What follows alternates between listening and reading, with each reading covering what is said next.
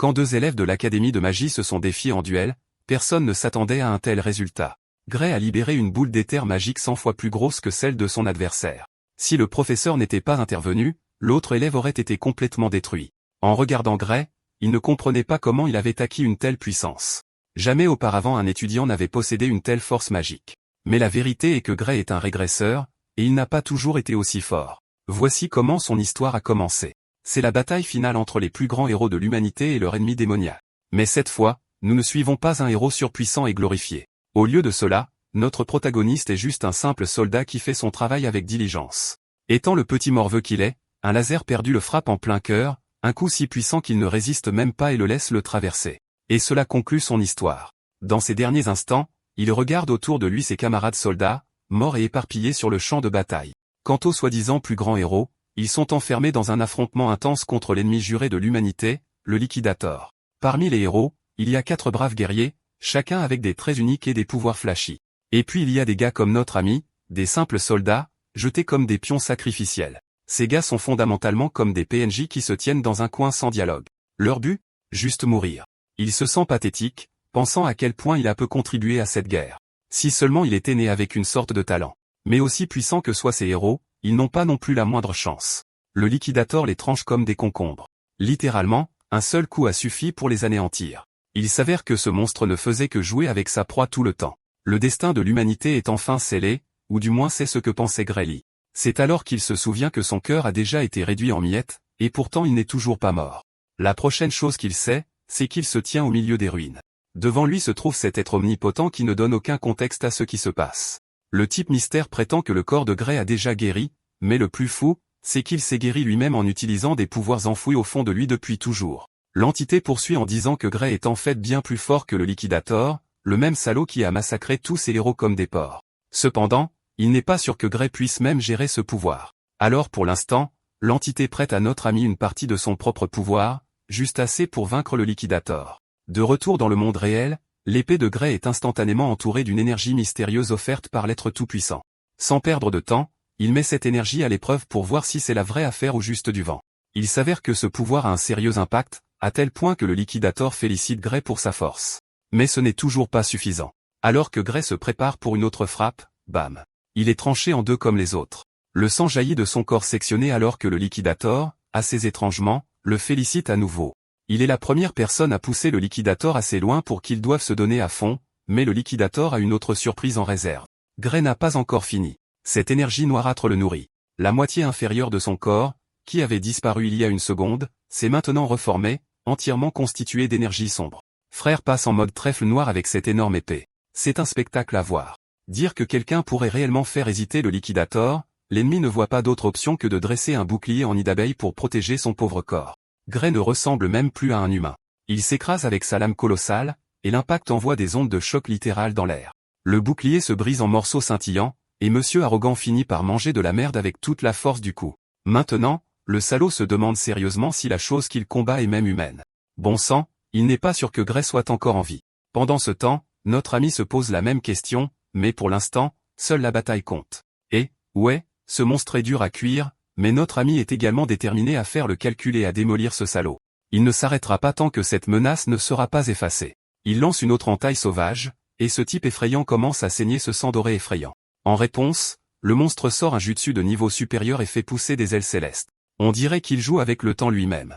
Le jour se transforme en nuit avec la lune brillant comme un projecteur des dieux. C'est assez impressionnant, et Gray l'admet, mais pas assez impressionnant pour ébranler sa confiance. Il met les gaz, lançant une frappe préventive directement sur le cou du Liquidator, mais étonnamment, l'épée ne perce pas. Il y a une sorte de bouclier bizarre autour de lui à nouveau, puis il commence à jacasser des bêtises qui me passent complètement au-dessus de la tête. Apparemment, dans ce plan de crépuscule véritable, rien ne peut lui faire de mal, ou du moins c'est ce que ce salaud prétend.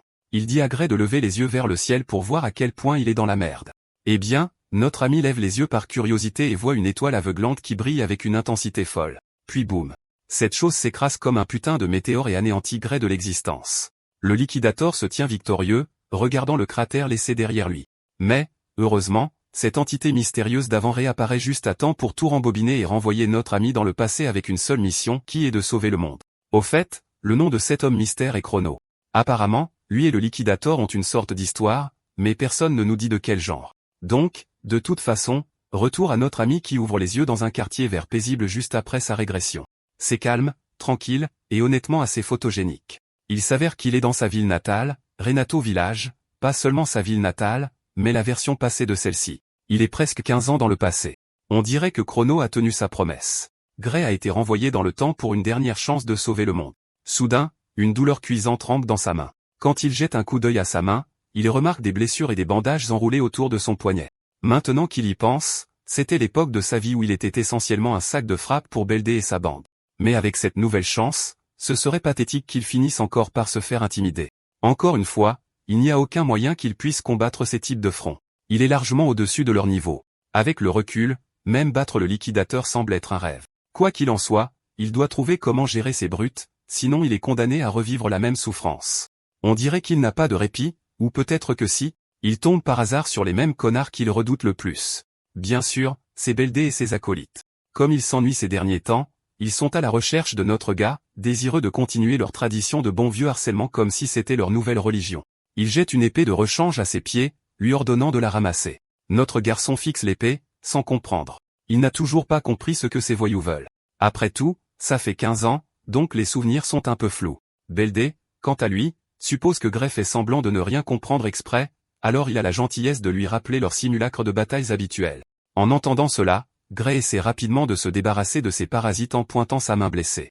Il est reconnaissant de l'invitation, mais malheureusement, il ne peut pas se joindre à eux car la blessure n'a pas encore guéri. Mais on dirait qu'il ne peut pas se débarrasser de ces clochards à moins de ramasser l'épée et de se battre. Il lui assure même que les épées sont totalement émoussées, il n'y a donc pratiquement aucune chance de se blesser. Gray, cependant, ne peut s'empêcher de penser qu'une blessure est toujours possible. Peu importe à quel point la lame est émoussée, ça reste un morceau de fer. Un mauvais coup au mauvais endroit pourrait réserver votre billet aller simple pour le paradis. Eh bien, il a raison. Un léger coup sur les boules, et vous serez plié en deux par une douleur insupportable. Mais ces types ne semblent pas comprendre la logique derrière les mots de Gray. Beldé prend sa position prêt à frapper. Il déteste entendre nom de Gray, alors il se précipite sur lui comme un taureau enragé pour commencer le duel. Gray a eu le temps de saisir l'épée, mais c'est fini, et Beldar se précipite déjà sur lui. Notre garçon trouve ridicule que ce type appelle ça un simulacre de bataille alors qu'il charge comme s'il était en colère contre sa propre mère. C'est alors que Gray se souvient de quelque chose qu'un ancien médecin militaire lui a dit. La raison pour laquelle son maniement de l'épée ne s'est jamais amélioré était à cause d'une blessure qu'il avait subie enfant. Maintenant qu'il y pense, c'est peut-être cette blessure qui a changé sa vie à jamais et l'a forcé à vivre comme un avorton. Beldé s'écrase avec sa lame, mais Gray s'estompe et esquive la frappe. Sérieusement, même Gray lui-même est choqué d'avoir réussi à l'esquiver. Le visage de Beldé se crispe de contrariété en voyant une telle agilité impressionnante. Il lance une autre frappe que mon gars esquive à nouveau, puis une frappe rapide visant ses pieds est également facilement évitée. Le salaud essaie fort de toucher notre garçon. Il est comme un homme assoiffé de sang en mission, déterminé à abattre son adversaire. Mais Gray se faufile comme un ninja sous cocaïne. Au début, Gray pensait que Beldé était juste lent, mais il réalise alors que ce n'est pas Beldé qui est devenu lent. C'est lui-même qui est devenu plus rapide. Il esquive littéralement chaque coup comme s'il devait un loyer. Même les voyous de Beldé ne peuvent ignorer ce qu'ils voient. C'est comme si Gray était une personne complètement différente. Il n'a peut-être pas le corps qu'il avait autrefois, mais il a toujours les souvenirs de chaque bataille qu'il a menée. Avec toute cette expérience cartographiée dans sa tête, son corps est pratiquement en pilotage automatique. Il a à peine besoin d'essayer d'esquiver ses coups. Ensuite, Gray saisit l'épée pour que cette soi-disant simulation de bataille continue, qui ne semble plus s'y simuler. Beldé se noie dans son propre ego, essayant désespérément d'écraser Gray sous sa lame émoussée, mais mon gars en a assez. Il balance son épée pour la première fois. La secousse soudaine de son puissant coup laisse la main de Beldé lui faire mal comme un diable. Cela montre à quel point Beldé est pathétique. Si Gray est honnête, il a l'impression d'être le perdant ici, se battant avec un tel faible, mais il croit aussi que Beldé ne mérite pas une once de pitié. C'est le sale type qui a intimidé Gray, lui a enlevé son avenir et a causé toute cette souffrance. Alors, avec tout le respect que je vous dois, Gray va faire goûter à Beldé sa propre médecine. Au prochain coup, Gray fait tomber sans effort l'épée de la main de Beldé, le désarmant instantanément. Alors que Beldé ne peut que ressentir l'humiliation, Gray réalise que ce type est pire qu'il ne le pensait. Il en profite pour lancer une pique, se moquant de l'incompétence de Beldé avec une épée. Un seul coup a fait voler l'épée de Beldé. Encore une fois, être désarmé n'est pas un gros problème. Après tout, c'est Beldé qui a insisté sur le fait que ces lames émoussées étaient totalement sûres à utiliser dans un combat. Gray devient complètement fou, balançant la lame si vite qu'elle coupe littéralement la peau de Beldé, faisant jaillir le sang. Alors que la gravité de la situation s'installe, les genoux de Beldé perdent toute force et se plient. Attendez une minute. Gray pensait qu'il utilisait une lame émoussée, Alors comment se fait-il que ce salaud ait commencé à saigner? Quand il regarde sa lame pour confirmer, il découvre que c'est bien une lame émoussée. Bien que s'il s'était agi d'une épée tranchante, ce type pourrait en fait être mort. Maintenant, ne nous laissons pas distraire de la situation actuelle. Gray balance la lame avec précision, assommant plusieurs dents et laissant le nez de Beldé saigner comme un fou. Mon gars domine ce salaud, lui donnant des frissons à vie. C'est toujours assez amusant de voir des connards arrogants se transformer en masse sanglotante. Il semble que cela suffise à humilier Beldar pour le reste de sa vie. Oh, eh bien, on dirait que j'ai parlé trop tôt. Ce salaud n'a toujours pas appris sa leçon. Il ordonne à ses voyous d'attraper notre garçon et de lui botter le cul jusqu'à ce qu'il soit complètement démoli. Les voyous hésitent à s'avancer pour des raisons évidentes. Ils viennent littéralement de voir leur patron se faire battre comme un chien pathétique, il est donc insensé de subir le même sort alors qu'ils ont le pouvoir de l'éviter. L'un des gars suggère d'attaquer à l'unisson pour submerger Gray. Le trio passe rapidement à l'action, encerclant notre garçon de toutes les directions. Gray, cependant, est nonchalant comme jamais. Si ces types veulent désespérément que leur vœu de mort soit exaucé, mon gars est plus que prêt. Tout le monde se jette sur lui pour en finir ici. Au début, Gray avait un peu de sympathie pour ces clochards et avait décidé de les épargner, mais on dirait qu'ils ne s'arrêteront pas tant qu'ils n'auront pas compris la leçon. Alors, il donne à ces gobelins des bas-fonds ce qu'ils méritent vraiment. Peu de temps après, leurs visages sont gonflés comme les fesses d'un babouin après un massage facial impitoyable. Encore une fois, Gray trouve ridicule que ces émojis qui pleurent sous forme humaine aient été son pire cauchemar. Il se souvient que ce groupe est actuellement composé d'élèves du dojo d'escrime de Saria. Beldé admet qu'ils sont des élèves de ce dojo, bien qu'il ne l'ait pas visité récemment car ses biscuits détrempés croyaient qu'ils étaient déjà assez puissants.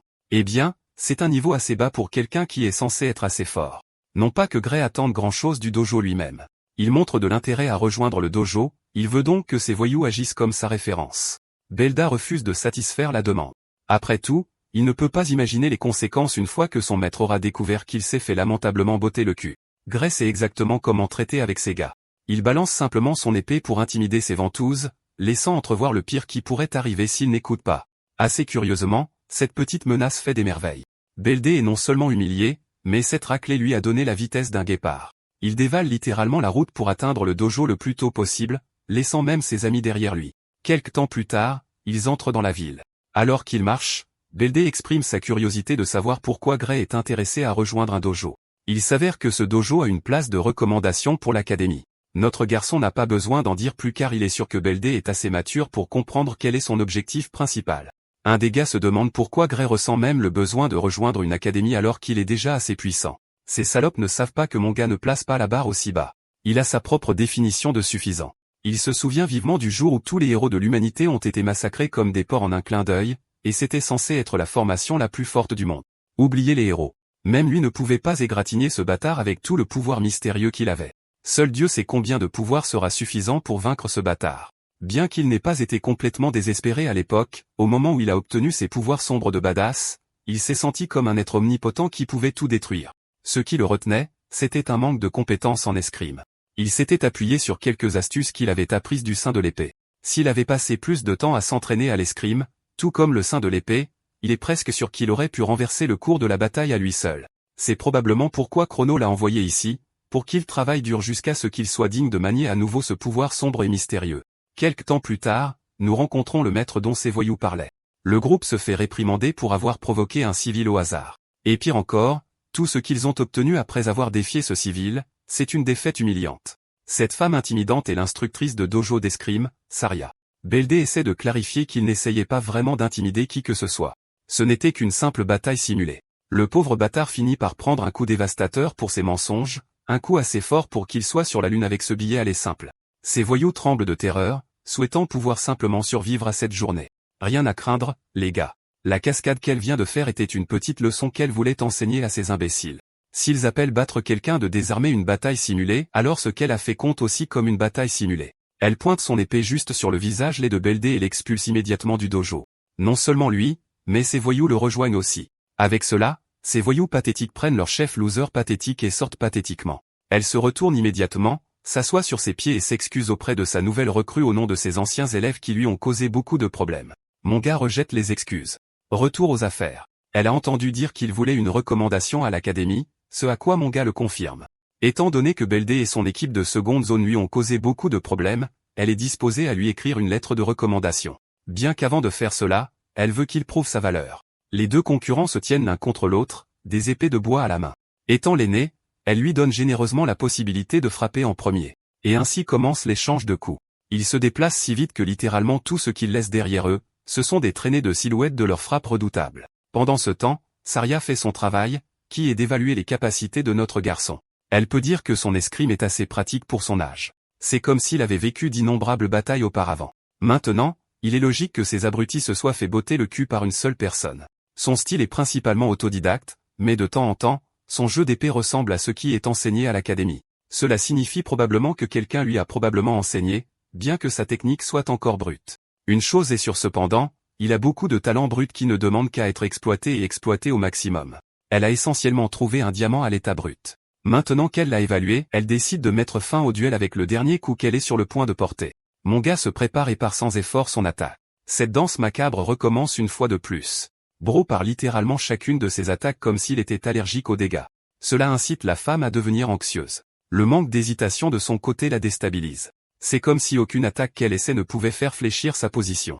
Bon sang, elle commence même à se sentir agacée contre elle-même. Dire qu'elle doit tout donner dans une bataille simulée qui était seulement destinée à évaluer les capacités de ce jeune tireur. Elle est submergée au point de commencer à ressentir de la peur. Pendant un instant, il ressemble à une entité démoniaque sur le point de déchaîner quelque chose d'énorme. Après avoir survécu sans effort au dernier swing de notre gars, elle réalise que ce n'était qu'un swing sauvage. Après ce swing fou, Gray commence à se sentir fatigué, et son niveau d'énergie baisse. La femme le voit bouder et le prend à tort pour une faiblesse dans sa défense. Alors elle se jette comme un chat fougueux, seulement pour se retrouver échec et mat sur le coup. La situation s'est inversée pour elle. L'épée de bois cassée tombe au sol tandis que Gray se retrouve déconcerté. Pendant une seconde, il a retrouvé le pouvoir sombre qu'il avait reçu lors de sa bataille contre le liquidateur. Le fait qu'il ait utilisé un soupçon de ce même pouvoir signifie qu'il a toujours accès à ses capacités, même après être revenu dans le passé. Mais ensuite, ça arrive. Un contre-coup atroce envahit son corps d'une telle douleur qu'il tombe à genoux.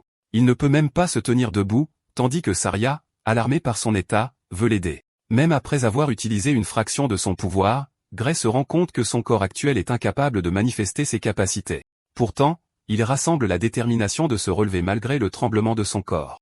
Après lui avoir dit qu'il allait bien, Gray se perd dans ses pensées, réalisant qu'il peut à peine se tenir debout, ce qui souligne à quel point il va devoir être efficace avec ses capacités. Oh, il pense aussi à révéler l'information sur son pouvoir au maître d'épée expérimenté en face de lui.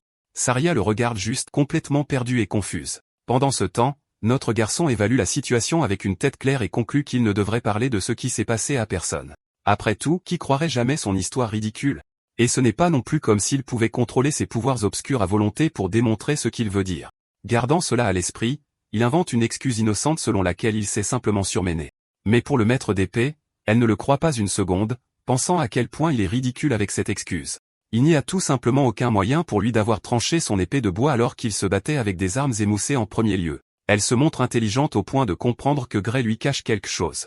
La fille de Virgile pointe ce qui reste de son épée vers notre garçon, ce qui amène Gray à demander s'il y a un problème. Clairement, par la façon dont il gère sa réaction, elle comprend qu'il ne veut parler de rien pour le moment. Au lieu de le contester à ce sujet, elle respecte sa décision et lui demande pourquoi il voulait initialement obtenir une recommandation pour l'académie. Notre garçon confirme cela, partageant qu'il a entendu dire qu'elle pouvait l'aider avec ça. Saria ne le nie pas non plus. Elle souligne qu'avec sa seule autorité, elle peut l'aider à obtenir une recommandation pour l'Académie royale d'escrime, la meilleure institution d'enseignement que le royaume ait à offrir. En même temps, étonnamment, elle ne montre aucun intérêt à le recommander pour fréquenter cette institution, ajoutant que Gray est une personne inapte pour l'académie. Ces mots froids l'ont poignardé plus fort que n'importe quelle lame. Gray commence à se rabaisser intérieurement, doutant de ses capacités et admettant qu'il est trop faible. Son attaque finale était la seule chose remarquable qu'il ait faite dans cette bataille. Mais attendez, Saria n'a pas fini de parler. Elle continue ses pensées, arguant qu'au lieu d'aller à l'Académie royale, le gamin devrait plutôt se diriger vers l'Académie de l'Union mondiale. Quel retournement de situation. La révélation le frappe plus fort que Truck-kun frappant ses victimes d'Izuke. Bien que l'Académie royale soit la meilleure de leur pays, l'Académie de l'Union mondiale est la meilleure du monde entier. L'institution est considérée comme le summum de la maîtrise de l'épée. Gray est à court de mots car cette même Académie de magie est responsable de la production de l'escouade de combat la plus forte, y compris des gens comme le Saint de l'épée ami. Il confronte immédiatement Saria, se demandant s'il est même qualifié pour fréquenter une institution prestigieuse comme celle-là. Assez drôle, la fille détruit ses attentes, soulignant que tel qu'il est en ce moment, il n'a aucune chance de franchir la porte. Le maître d'épée sait que même Gray se méfie de ses défauts, surtout en ce qui concerne son état pitoyable de corps en ce moment. En ce qui concerne l'Académie royale, Le gamin pourrait être capable de réaliser un miracle grâce à ses compétences d'épée seul, mais ce n'est tout simplement pas le cas pour l'Académie de l'Union mondiale. Donc, ouais, le mec est foutu s'il ne s'entraîne pas à fond. Même Saria est étonnée. Le gamin a un talent miraculeux dans son maniement de l'épée, et pourtant il a un corps de bonhomme allumette. Le doute commence à s'insinuer, faisant véritablement craindre à Gray les adversaires monstrueux qu'il devra affronter à l'Académie de l'Union mondiale. Ce n'est pas exactement une promenade de santé, et avec son corps actuel, c'est hors de question de toute façon. Voyant son état de tristesse, Saria souligne à quel point il abandonne rapidement même s'il reste 9 mois entiers avant l'examen d'entrée de l'Académie. Encore une fois, manquant de confiance en ses capacités, Gray pense que même ce temps ne sera pas suffisant pour lui. Malgré ses efforts pour l'encourager, même Saria convient que c'est trop peu de temps, mais même alors, elle lui offre une chance. Le maître d'épée veut qu'il lui fasse confiance pendant les 9 mois à venir car pendant ce temps, elle va le faire souffrir l'enfer et revenir. Ouais. Quelque chose me dit qu'elle va embaucher David Gauguin et faire courir à ce type 3 ultramarathons et faire 6000 tractions. Quoi qu'il en soit, Gray admet que bien qu'il ne veuille pas souffrir, il n'a pas d'autre choix. Se déclarant prêt, il espère que le maître d'épée prendra bien soin de lui. Saria prend goût à sa détermination. Au début, vous pensez probablement que c'est bon signe qu'il commence sur une note positive, mais l'atmosphère passe immédiatement à la peur totale alors que la fille de Virgile annonce officiellement le début de son entraînement infernal. Les épreuves atroces de Gray ont commencé. Il s'est entraîné comme Goku et a honnêtement mangé comme lui aussi. Elle le met vraiment à travers une phase de prise de masse. Il a également dû faire face à de la nourriture douteuse, mais son professeur était implacable et l'a mis à travers tout. Leurs duels à l'épée ont continué de la même manière, le but étant de perfectionner ses techniques. Et puis 8 mois se sont écoulés comme ça. Félicitations à Gray pour avoir gagné son corps déchiqueté après avoir enduré cet entraînement long. Même Saria est ici à admirer son physique. Maintenant qu'ils en sont arrivés là, elle n'a plus rien dans son arsenal à lui offrir.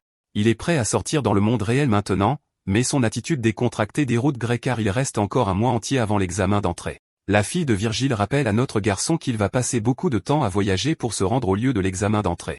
C'est pourquoi il doit partir tôt. En signe de gratitude, Saria lui remet un sac d'argent, lui assurant un voyage facile, prenant en charge ses dépenses pour le mois. Voilà un vrai professeur. Quant à notre garçon, il ne se sent toujours pas bien à l'idée de partir si tôt. Son approche énergique l'attriste car il pense que son professeur le repousse comme s'il était un fardeau. Souriant à sa réponse, elle pense qu'il complique la situation. Soudain, Gray évoque la rumeur d'un nid d'ogre à proximité, alarmant l'attention de Saria. Il souligne également que le village est complètement dangereux en raison du manque d'agents de sécurité. Le maître d'épée confirme l'existence du nid ainsi qu'il a été découvert récemment. En même temps, elle lui sourit, croyant que rien de mal n'arrivera. Si le pire arrive, ils devront simplement compter sur la capitale royale pour obtenir de l'aide. Bien que Gray soit inquiet, elle pense que son seul objectif devrait être de passer son examen sans aucune pensée vagabonde. Dans son esprit, il est convaincu que son professeur lui ment, l'apaisant pour qu'il n'ait pas à s'inquiéter.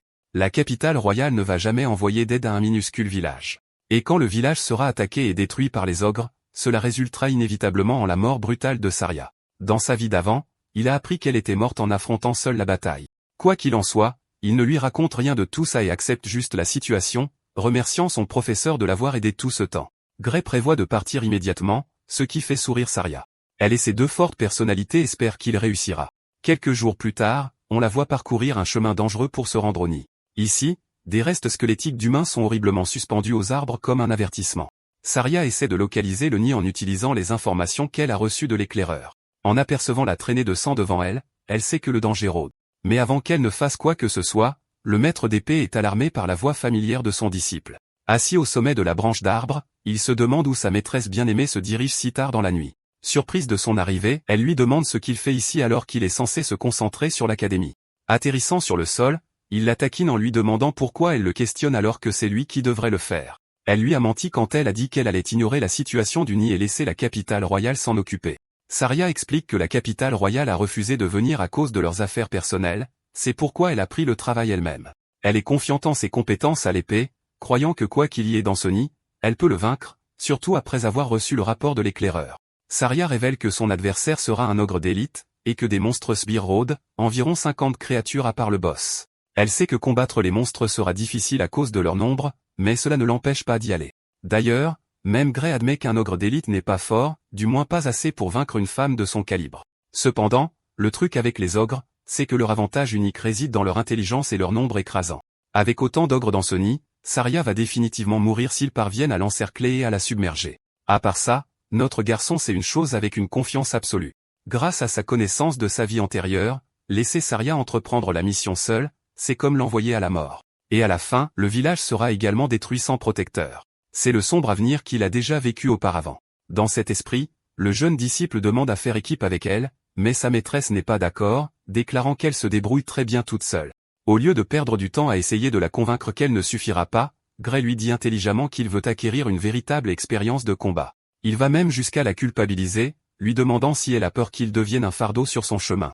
Bien qu'il soit intelligent, sa maîtresse souligne le ridicule de ce qu'il vient de dire. Leur différence de compétence est presque identique en ce moment, au point qu'elle a du mal à le combattre pendant leur combat simulé. Même avec ce fait pris en considération, Saria rappelle à son disciple qu'une vraie bataille est bien différente, surtout quand on tient compte d'un nid monstrueux comme celui-ci. Cette tâche implique un immense danger, c'est pourquoi elle ne veut pas que Gray risque sa vie, du moins pas avant qu'il n'ait plus d'expérience de combat.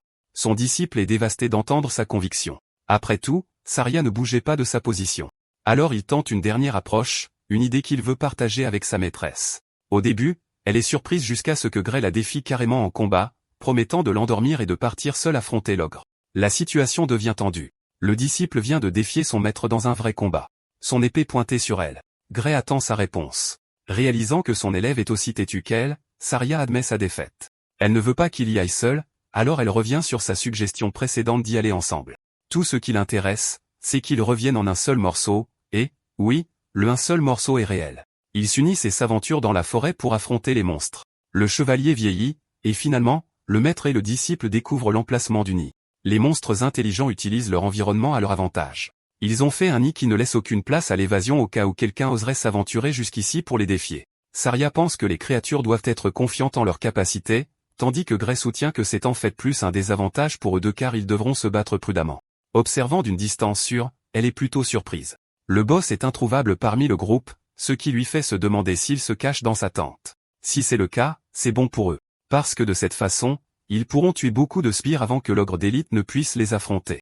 Pour discuter de la stratégie de bataille, Saria demande à son élève de cibler les monstres d'un côté pendant qu'elle va couvrir l'autre côté. Exécutant le plan immédiatement, ils se lancent tous les deux dans l'action avec leurs épées à la main. La confrontation commence. Avant même que les monstres ne soient capables de comprendre la situation, la majestueuse Saria est déjà au-dessus d'eux, exécutant un headshot propre, faisant un ballon de football de la tête de la créature alors qu'elle tombe au sol. Avec le premier monstre à terre, le reste d'entre eux grognent et rugissent les uns contre les autres dans leur langue. Tout le groupe est enragé et passe directement en mode meurtre, préparant leurs armes pour tuer les intrus.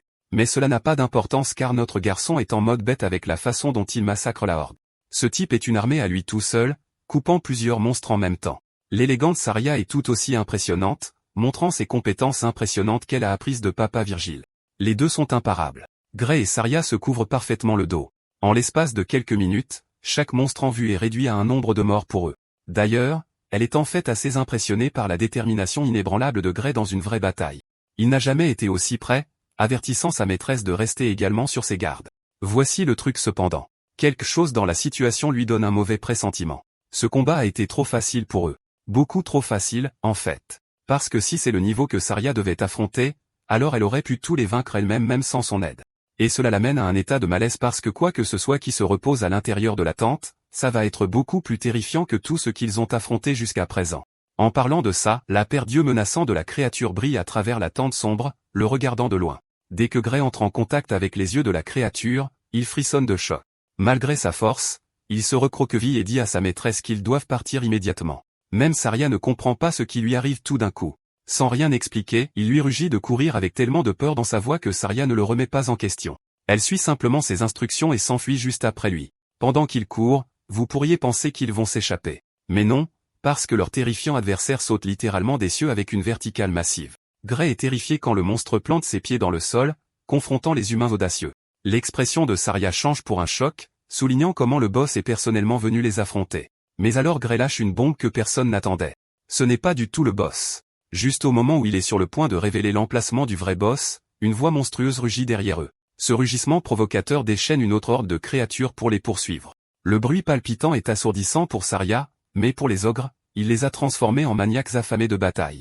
Saria frissonne de peur, incapable de comprendre ses propres sens. Il y a une créature plus terrifiante, plus sombre qu'un ogre d'élite, et elle commande tout le groupe. Finalement, Gray révèle qu'ils affrontent un général ogre. C'est le vrai boss du nid de monstres. Je dois vous rappeler que, littéralement, ils sont pris en sandwich en ce moment. D'un côté, il y a l'ogre d'élite qui bloque leur fuite. Revenir en arrière n'est pas non plus une option car une grande horde les attend avec le vrai boss du nid. Saria exprime son choc, sachant pertinemment qu'ils ne peuvent pas affronter un monstre comme celui-ci, même à leur niveau. Leur seule chance de victoire est de tuer l'ogre d'élite devant eux pour s'échapper. Elle fait donc exactement cela en chargeant la bête et en heurtant son arme contre la sienne. Déterminée à gagner cette bataille, elle exploite une ouverture et connecte une coupure nette contre le corps de la créature. Du sang gicle de la coupure. Et bien que normalement, cela soit censé être un bon signe, ses inquiétudes ne font qu'empirer lorsqu'elle remarque que la blessure guérit à nouveau. Pendant ce temps, notre garçon se bat contre des dizaines de monstres tout seul, partageant sa connaissance des capacités du général ogre. Apparemment, son rugissement augmente considérablement la force et la vitesse de récupération des monstres. En gros, ils affrontent un ogre d'élite sous stéroïdes. Vaincre même un ogre normal est si difficile en ce moment que même Gray a du mal. Tranchant l'un des monstres, il dit à Saria de couvrir ses arrières. Il lui ordonne de simplement retarder la bataille pendant un certain temps, ce qui lui fait se demander quel genre de stratégie miraculeuse il a prévu. À cela, notre garçon partage que dans une situation comme celle-ci, ils n'ont qu'un seul objectif en vue, et c'est de tuer le plus laid d'entre eux, le bâtard qui se cache derrière sa horde. La lutte pour la survie commence alors que Gray heurte son épée contre l'un des monstres, reflétant son agacement d'être entouré et pris à revers. Il dévie la coupure et trouve un autre monstre déchaîné qui le vise. Il se ferait un chemin à travers les ennemis, se concentrant sur la création d'un chemin clair devant lui afin de pouvoir atteindre son objectif. Par négligence, cependant, il utilise tellement de force que cela brise littéralement sa lame. C'est vraiment gênant car il se retrouve maintenant sans la seule arme en laquelle il a confiance. Il esquive la coupure descendante de l'ogre amélioré et concentre son attention sur le fait de sortir son épée de rechange. Ouais. C'est le personnage principal le plus intelligent que j'ai vu depuis un moment. Porteur une deuxième épée signifie être préparé. Quoi qu'il en soit, Gray craint que sa lame ne tienne pas longtemps. Venant à sa rescousse, son maître lance son épée de rechange vers lui offrant une autre chance de victoire. Avec les deux épées de rechange dans sa main, il a de meilleures chances de se battre. Mais quand même cela ne suffira pas à tuer chacun de ces monstres. Il y a juste trop de friction pour atteindre le général ogre tout en battant ses serviteurs. Faisant confiance à ses capacités, cet homme devient fou, déchaînant une coupure de super vitesse sur ses ennemis. Son élan vers l'avant est brisé lorsque l'un des ogres essaie de l'attaquer. Heureusement, il esquive puis bloque rapidement l'attaque. Le combat le fatigue, mais il a quand même fait des progrès significatifs dans la gestion des monstres devant lui. Le général ogre se sent menacé et décide de déclencher un deuxième rugissement monstrueux. À l'horreur de Gray, les créatures renforcées viennent de recevoir un autre coup de pouce en force. Ce type ne passe pas un bon moment car il a encore plus de mal à les gérer maintenant. Gray se rend compte que le général ogre est suffisamment intelligent pour voir clair dans sa stratégie. Maintenant qu'il sait ce que l'humain essaie de faire, le général ogre continue de rugir pour provoquer ses serviteurs à se battre. Bloquant l'une des frappes, Gray dépasse les monstres pour foncer droit devant. Une horde de monstres est prête à l'accueillir. Au lieu d'affronter chacun d'entre eux, il coupe efficacement ceux qui sont directement sur son chemin, mais même cela lui laisse des égratignures et des blessures sur tout le corps. Le bain de sang l'épuise alors qu'il a du mal à dépasser leur barrage incessant d'attaque. Laissant sa garde baissée, il se fait tacler par l'un des ogres et cloué sur place. Les choses semblent vraiment mal tourner pour lui car les ogres l'ont là où il le voulait. Heureusement, comme ils sont si enragés, ils ont perdu le sens de coopérer car l'un d'eux en coupe un de sa propre espèce sans réfléchir. Gray intériorise que leur stratégie est probablement d'affaiblir ses épées. Pendant qu'il est perdu dans ses pensées, un ogre gigachad charge un poing puissant pour lui écraser la tête. C'est une situation de vie ou de mort, et il ne peut clairement pas se laisser frapper, alors il utilise son épée pour atténuer les dégâts. Mais même alors, Bro est lancé au sol avec un lourd fracas juste à cause de la force de l'impact. Se retrouvant au bord de sa vie, cet homme essaie toujours de se relever dans son état brisé. C'est la définition d'un dur à cuire. L'attaque précédente ayant détruit son épée de rechange, il ne lui reste plus qu'une seule épée et des dizaines d'ogres à tuer ainsi que leur boss. Une fois de plus, la situation n'est pas en sa faveur. En fait, il est presque impossible de s'en sortir. Bien qu'il ait connu une régression, il comprend parfaitement sa situation actuelle. Gray ne peut tout simplement pas gagner, pas contre autant de monstres assoiffés de sang qu'il épuise. Il décide donc de changer sa stratégie de combat, rugissant à son maître de s'enfuir pendant qu'il peut encore se faire passer pour un leurre pour sa fuite. Saria entend cela et sourit, refusant de le traiter ainsi. Elle affronte toujours l'ogre d'élite renforcé, mais Gray ne comprend pas pourquoi elle est toujours déterminée à se battre. Il l'assure de s'enfuir car il la rattrapera bientôt, mais Saria refuse sa suggestion, révélant horriblement qu'elle a perdu sa capacité à courir. Elle a subi une grave entaille à la cuisse, réduisant les espoirs de Gray en cendres. Même cette approche est hors de question maintenant. Il ne reste plus d'autre chemin que de marcher vers sa mort. Brandissant sa lame avec fureur, il pense à la raison pour laquelle il a régressé. Bien qu'il porte un objectif si lourd, tout est sur le point de prendre fin. Tragiquement, la dernière épée de notre garçon s'écaille et se brise également en morceaux, et pourtant il se retrouve dans le déni. Bien qu'il ait perdu son arme, Gray refuse de considérer cela comme la fin de sa vie.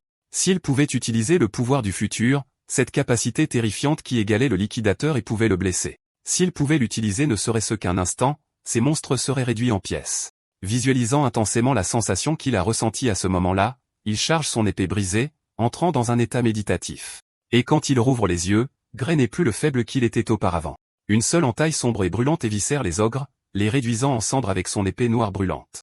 Même Saria ne comprend pas ce qui se passe. Mais il semble que notre garçon soit toujours sous contrôle, car même après avoir puisé dans ses pouvoirs sombres, il lui offre un sourire de soulagement. Dans les secondes qui suivent, Gray coupe chaque créature à portée de vue, y compris le général ogre. Même son maître ne peut pas comprendre ce qui vient de se passer. Elle est trop occupée à se concentrer sur l'ogre d'élite devant elle. Mais maintenant que le général ogre est tué, les capacités de renforcement semblent s'être estompées. Saria comprend que maintenant elle peut facilement tuer la bête car elle n'a plus aucune capacité à se régénérer. Utilisant une version Walmart de jugement cut-end, elle abat la créature, déclarant que l'ogre d'élite n'est rien sans son maître. Ils ont enfin gagné. Tous les deux ont réussi à tenir tête contre toute attente et ont remporté le combat. Bien qu'il ait miraculeusement défoncé une horde entière d'ogres, Gray s'excuse encore d'avoir cassé son épée. Saria lui dit que ce n'est rien comparé au fait de lui avoir sauvé la vie en échange. Elle ramasse l'épée et veut le confronter pour la technique qu'il a utilisée à la fin.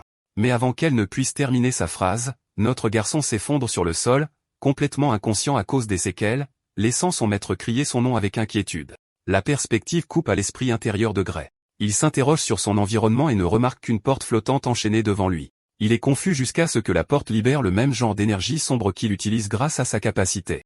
Une soudaine prise de conscience l'envahit. C'est son propre pouvoir. Il se demande ce qui se passerait s'il parvenait à ouvrir la porte. Après tout, il pourrait obtenir le pouvoir et se l'approprier. Déterminé à essayer, il s'avance. Mais au moment où il fait son premier pas, une sensation mortelle plane sur son corps, effrayant son âme, et ce n'est qu'après avoir fait un pas. Gray est tellement frappé par la peur qu'il recule. Il n'a pas toutes les réponses concernant la source de son pouvoir, mais une chose lui a été très clairement expliquée à l'instant. S'il ose provoquer l'utilisation de ses pouvoirs dans son état actuel, il ne fait aucun doute qu'il mourra.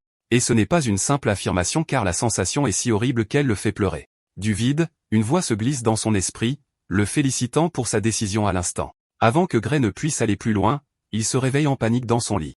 Son maître est juste à côté de lui, heureux qu'il soit enfin réveillé. Inquiet, il demande où il est. Elle explique qu'elle l'a emmené à l'infirmerie du village aussi vite qu'elle le pouvait. Ce type était en fait inconscient pendant 5 jours entiers, et je suis si heureux que l'auteur n'ait pas dit 3 jours comme toutes les autres histoires. Quoi qu'il en soit, elle avait peur pour sa vie tandis que Gray devait faire face au fait qu'il avait dû se rétablir pendant près d'une semaine à cause du fardeau de la technique qu'il avait utilisée.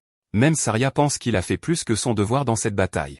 C'était la définition même de défier tous les pronostics. Pourtant, elle est inquiète de l'état de son corps et lui demande s'il est capable de bien bouger. Pour tester, notre garçon essaie de lever le bras, mais il ne peut rien faire. Il peut à peine l'utiliser après avoir dépensé beaucoup d'énergie. Mais dans l'état où il est en ce moment, il n'y a aucun moyen qu'il puisse tenir une épée avec une blessure comme celle-ci. Eh bien, en fait, il n'y aurait jamais moyen qu'il puisse s'en frotter un non plus, donc il doit résoudre ce problème rapidement. Ensuite, il y a la contusion sur son bras laissée après la bataille.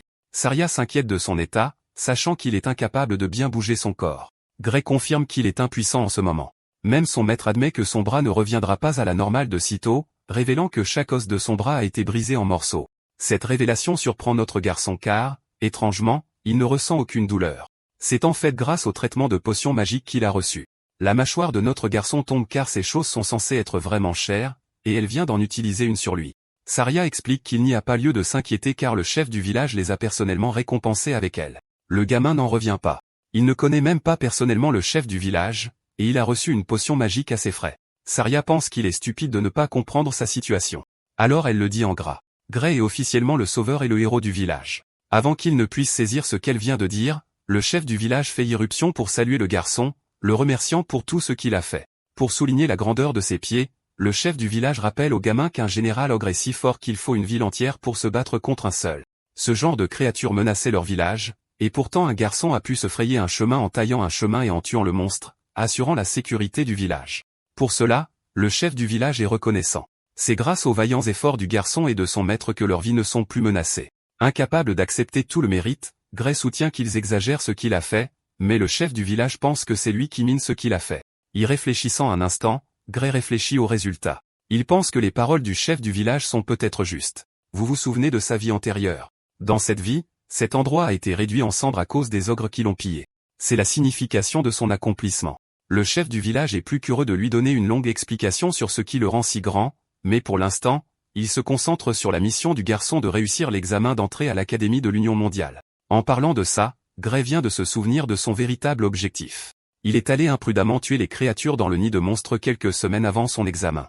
Avec tout le temps qui a été perdu entre les deux, il ne lui reste que 2 jours avant le jour de l'examen. Oh, et au fait, s'y rendre prend 3 jours entiers à pied. Sa meilleure option serait d'utiliser un cheval pour parcourir la distance à temps, mais il est fauché et n'a pas l'argent pour s'en offrir un. Faisant une demande soudaine, il supplie le chef du village de lui prêter un cheval pour le voyage. La bonne chose est que le chef s'attendait déjà à ce que le gamin fasse une telle demande, c'est pourquoi il a déjà préparé le meilleur cheval pour ses voyages. Saria sourit, révélant que leur plan initial était de le porter même s'il ne s'était pas réveillé aujourd'hui. Certaines personnes vous soutiennent vraiment malgré vos problèmes, tout comme les amis de Gray ici, et j'espère que nous en rencontrerons d'autres dans nos vies aussi. Gray sort de l'infirmerie et découvre tout le village qui acclame le garçon et l'encourage pour son examen. Ils veulent qu'il fasse de son mieux et n'ont pas peur de le remercier pour ce qu'il a fait. Les villageois le soutiennent même avec un sac d'argent. Chacun a donné un peu pour qu'il puisse s'inscrire à l'examen d'entrée et subvenir à ses besoins à l'académie. Le garçon est éternellement reconnaissant envers les villageois qui lui ont témoigné tant d'amour par leur soutien. Il dit aussi en plaisantant que ce serait vraiment embarrassant s'il échouait et revenait. Mais Saria est absurdement confiante en son élève, soulignant que les candidats à l'examen d'entrée ne sont pas capables de battre un général ogre tout seul. Mais ce n'est pas la seule préoccupation. Le garçon s'inquiète pour son bras, car il est toujours blessé, et on ne sait pas quand il guérira. À cela, son maître rétorque qu'il devrait utiliser son bras gauche en attendant. Même si son bras gauche est pleinement fonctionnel, c'est juste qu'il est plus habitué à son droit. Mais son professeur pense qu'avec son niveau de compétence, cela n'aura pas d'importance. Gray partage ses inquiétudes, déclarant que le niveau de l'examen d'entrée pourrait être trop élevé pour lui au point qu'un bras le gênera. Mais même alors, Saria comprend que les professeurs ou les examinateurs de l'académie ont un œil vif. Quand ils verront son talent, ils le sélectionneront. Le garçon monte à cheval tandis que son professeur déclare avec assurance qu'il va réussir. C'est la seule issue possible. La remerciant pour tout ce qu'elle a fait, il promet de ne pas échouer. Se rappelant comment le village a été rasé dans sa vie antérieure, il est heureux que ces gens aient eu une seconde chance à ses côtés. Le monde est déjà en train de changer à partir de ce moment, et il va s'assurer d'influencer l'avenir avec son nouveau pouvoir. Dans la scène suivante, notre garçon arrive enfin à destination. Regardant devant lui, il croise le regard de la grandeur de l'Académie de l'Union mondiale. Dans l'arène, l'examinateur annonce la distribution des tickets d'examen. Tous les candidats resteront dans l'arène. À en juger, il y a un grand nombre de candidats, mais seulement un petit nombre de 20 vont se réserver une place dans la classe. Ils se disputent au sujet du nombre changeant de places chaque année, car certaines années, l'Académie a même accepté 50 personnes, tandis que dans de rares cas, elle n'en a accepté qu'une seule. Donc, les règles de sélection ne sont apparemment pas absolues. Quoi qu'il en soit, le professeur Ariel prend le devant de la scène et s'avance. Elle s'adresse aux candidats et explique qu'ils devront récupérer le papier qui leur est présenté. D'un claquement de doigts, un vortex de jaune s'ouvre, libérant de l'énergie magique et manifestant automatiquement les tickets dans la main de chaque candidat. Notre garçon récupère son ticket. Son numéro d'examinateur est 513 pour le cours d'escrime. Le professeur Ariel ajoute que leur ticket ne partage que les détails les plus importants, mais il n'y a pas lieu de s'inquiéter car le processus est le même chaque année. Elle confirme également que l'Académie ne se soucie pas de l'âge ou du sexe, de la nationalité ou de la classe. En d'autres termes, ils s'en foutent complètement que vous soyez un hélicoptère d'attaque ou non. Ils ne se soucient même pas de connaître leur nom. Les candidats qui sont destinés à réussir seront invités à fournir des informations supplémentaires. Mais pour le total des candidats ici, cela n'a pas d'importance. Le professeur Ariel confirme même que c'est bien s'ils offrent un faux nom, prouvant une fois de plus que l'Académie s'en fiche. Quoi qu'il en soit, les ennuis cherchent à nouveau notre garçon parce qu'il est venu ici sans son épée aujourd'hui, et pourtant il est placé dans le cours d'escrime. Cela lui fait remettre en question la légitimité du système, poursuit le professeur Ariel, déclarant avec humour qu'elle a attribué à chaque personne un cours en fonction de son apparence. Je sais qu'elle est censée être perspicace ou quelque chose comme ça, mais c'est juste drôle de voir comment il y a une minute, elle parlait de discrimination. Et puis elle continue en disant ça. Ariel est d'accord pour corriger les détails du cours au cas où elle se serait trompée. Même les candidats pensent qu'il est impossible d'attribuer un cours sur place uniquement, surtout quand il y en a tant. Ils soupçonnent fortement que l'Académie a dû enquêter sur eux au préalable, c'est donc ainsi qu'ils le savent. La possibilité de la magie de la lecture de l'esprit est également évoquée. Le professeur Ariel ne répond à aucune de leurs préoccupations. Tout ce qu'elle remarque, c'est que personne ne se plaint du cours assigné. Alors ensuite, elle décide de révéler le calendrier d'examen de chacun. Le détail est imprimé sur le ticket en même temps. Gray est nerveux parce qu'il est prévu qu'il passe son examen le premier jour, ne lui laissant pas le temps de laisser son bras guérir. Ariel révèle que cet examen ne sera mené qu'une seule fois et qu'il décidera de tout. Si un candidat est en retard, la disqualification immédiate sera la seule issue possible. Elle leur rappelle également que leurs horaires sont stricts et ne seront ni manipulés ni contestés sur demande. C'est une mauvaise nouvelle pour Gray qui a du mal à se rétablir. Il implore son corps de faire un miracle et de le guérir demain. Le jour suivant arrive, et que savez-vous? Le pauvre garçon n'a même pas guéri un peu. Il n'a pas d'autre choix que de passer l'examen dans cet état. Le numéro d'examinateur de Gray est appelé, et il s'avance avec frustration. Il essaie de se calmer dans un effort pour rester optimiste quant à la situation. Évaluant son bras gauche, il ne semble pas avoir de problème, et il peut également bouger son bras droit s'il exerce suffisamment de force. Sa stratégie actuelle est d'observer attentivement les mouvements de l'examinateur et de découvrir une stratégie gagnante à partir de cela. Il regarde un match entre un candidat et un examinateur. Le candidat se précipite aveuglément pour attaquer, mais à la fin de son attaque, l'examinateur est imperturbable et attend avec désinvolture son prochain mouvement. Le candidat traîne son épée pour une autre entaille, mais même cette frappe est impuissante. Elle est bloquée, et pas seulement ça. L'examinateur dévie sa lame avant de l'envoyer voler avec un coup final. Avec son corps frappant le sol, l'examinateur conclut le résultat de l'examen, lui demandant de quitter les lieux. Vous vous dites peut-être que Gray a trouvé quelque chose, mais le plus drôle, c'est que cet homme abandonne littéralement et accepte qu'il est sur le point de se faire cuisiner. Son numéro est appelé pour entrer dans l'arène. Gray réfléchit à ses chances, réalisant qu'il ne peut clairement pas battre un examinateur qui a anéanti un candidat encore plus grand que lui. À l'intérieur de l'arène, notre garçon a la liberté de faire le premier pas. Malgré cela, il comprend parfaitement que cette bataille sera à sens unique. Même alors, il doit faire une sorte d'impression. Le combat commence avec Gray se précipitant pour frapper. Il se souvient des conseils de son maître qui lui a dit d'utiliser tout son corps pour porter une entaille puissante plutôt que d'utiliser seulement ses bras. Canalisant ses conseils en mouvement, il pense que la seule façon de faire face à la perte de son bras droit est d'utiliser ses autres muscles à la place. Et donc il porte le premier coup, que l'examinateur esquive facilement. Même maintenant, Gray a du mal à se battre dans son style habituel. Après tout, même s'il essaie de compenser pour son bras droit, ça ne change pas le fait qu'il est grandement désavantagé ici. L'examinateur riposte en essayant de le terrasser. Mais à la stupéfaction de Gray, l'épée se déplace beaucoup trop lentement. C'est comme s'il pouvait lire sa trajectoire sans avoir à se précipiter. Alors, notre garçon bloque l'attaque avec succès, sentant toujours le poids de la force de l'examinateur derrière l'attaque. En même temps, il juge que la technique de l'examinateur n'est pas aussi raffinée que celle de Saria. Donc, s'il peut juste se concentrer sur les techniques qu'il a apprises d'elle, il y a une chance qu'il puisse exploiter une opportunité et se créer une ouverture. Avec cette stratégie en tête, Gray se précipite de toutes ses forces dans le but de submerger l'instructeur. Oh, et l'instructeur est en fait repoussé. Sa vitesse est sa propre perte.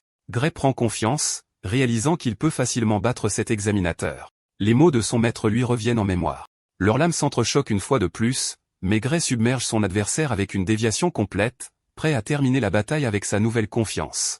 Gray a continué son assaut incessant tandis que l'instructeur faisait de son mieux pour reprendre le contrôle du rythme. Bien que notre garçon ait percé à jour la technique de l'adversaire, la neutraliser avec un handicap reste une tâche difficile.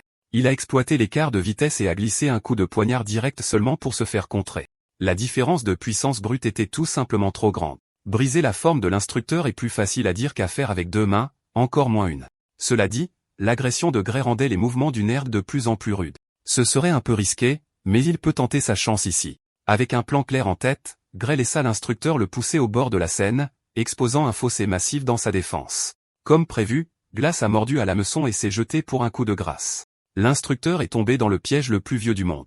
Il a fait une large ouverture de swing comme Gray l'avait anticipé. Le jeune guerrier a ajusté sa position et a laissé venir le swing. Rien n'est plus susceptible d'exposer une ouverture qu'une poussée imprudente et avide. Un swing ample et prévisible était précisément ce dont il avait besoin pour utiliser son avantage de vitesse. En un instant, il a atteint le flanc vulnérable de l'instructeur. Peu importe l'ampleur de la différence de puissance, vous ne pouvez pas vous défendre contre un coup vicieux par derrière. À quelques millisecondes de planter son épée pour la victoire, l'arbitre est intervenu pour signaler la fin du combat. Gray a reculé et a baissé sa lame. Le match est terminé, mais il semblait un peu trop court. Le temps limite pour l'examen étant écoulé, l'arbitre a annoncé le résultat du combat comme un match nul. Le jeune homme serre les dents de frustration. Il a échoué. Après tout le travail acharné qu'il a fourni, il n'a pas pu le faire. Il serra fermement sa fidèle lame pendant un moment avant de relâcher sa prise. Gray s'éloigna de la scène et accepta le résultat avec grâce. Il a fait de son mieux. S'il ne peut même pas gagner contre un instructeur, blessé ou non, ses nobles objectifs sont plus lointains qu'il ne le pensait. En regardant le bon côté des choses, son bras devrait être guéri d'ici l'année prochaine afin qu'il puisse être à 100% pour une reprise de l'examen d'entrée. Quel que soit le résultat, ce fut une expérience précieuse qui mérite de la gratitude. Une semaine s'est écoulée depuis que Gray a raté de peu la victoire contre ce type à lunettes. Aujourd'hui, la faculté de l'Académie de l'Union mondiale s'est réunie dans la salle de réunion 53 pour discuter des résultats de l'examen d'entrée. Whitehead Grant a lancé la réunion en laissant ses collègues exprimer librement leurs pensées sur la promotion de cette année. Immédiatement, des plaintes ont rempli la pièce. Pour cette année, ils ont conçu une méthode pour que chaque professeur observe les examens ensemble.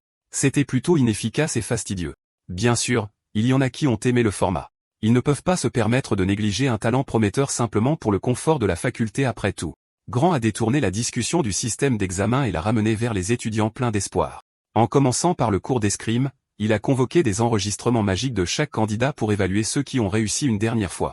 Naturellement, ceux qui ont battu l'examinateur sans détour ont réussi. Ceux qui n'ont pas pu faire le travail seront évalués en fonction des qualités qu'ils ont montrées et de la façon dont ils ont tenu le coup pendant ces 15 minutes d'affrontement. À part ceux qui ont essuyé le sol avec l'instructeur, ils ont réduit les candidats exceptionnels au numéro 5, 2, 17 et 7, 53. Tout le monde a convenu de tracer la ligne avec seulement ces trois-là. S'ils ajoutent plus de talents inférieurs, ces pauvres enfants ne pourront pas suivre en classe. Personne ne s'est opposé à la ligne tracée, donc les candidats retenus pour le cours d'escrime ont été confirmés et verrouillés, ou du moins c'était censé l'être, jusqu'à ce qu'une voix enjouée mentionne le candidat numéro 513, Grelly. Cela venait de nul autre que l'énigmatique professeur aux cheveux roux, Ariel. Puisqu'elle a mentionné un numéro inconnu, les autres professeurs ont affiché la vidéo. Ils devaient admettre qu'avec une seconde de plus, le jeune homme aurait probablement gagné, mais il s'est appuyé sur la mise en place de pièges juste pour battre un examinateur.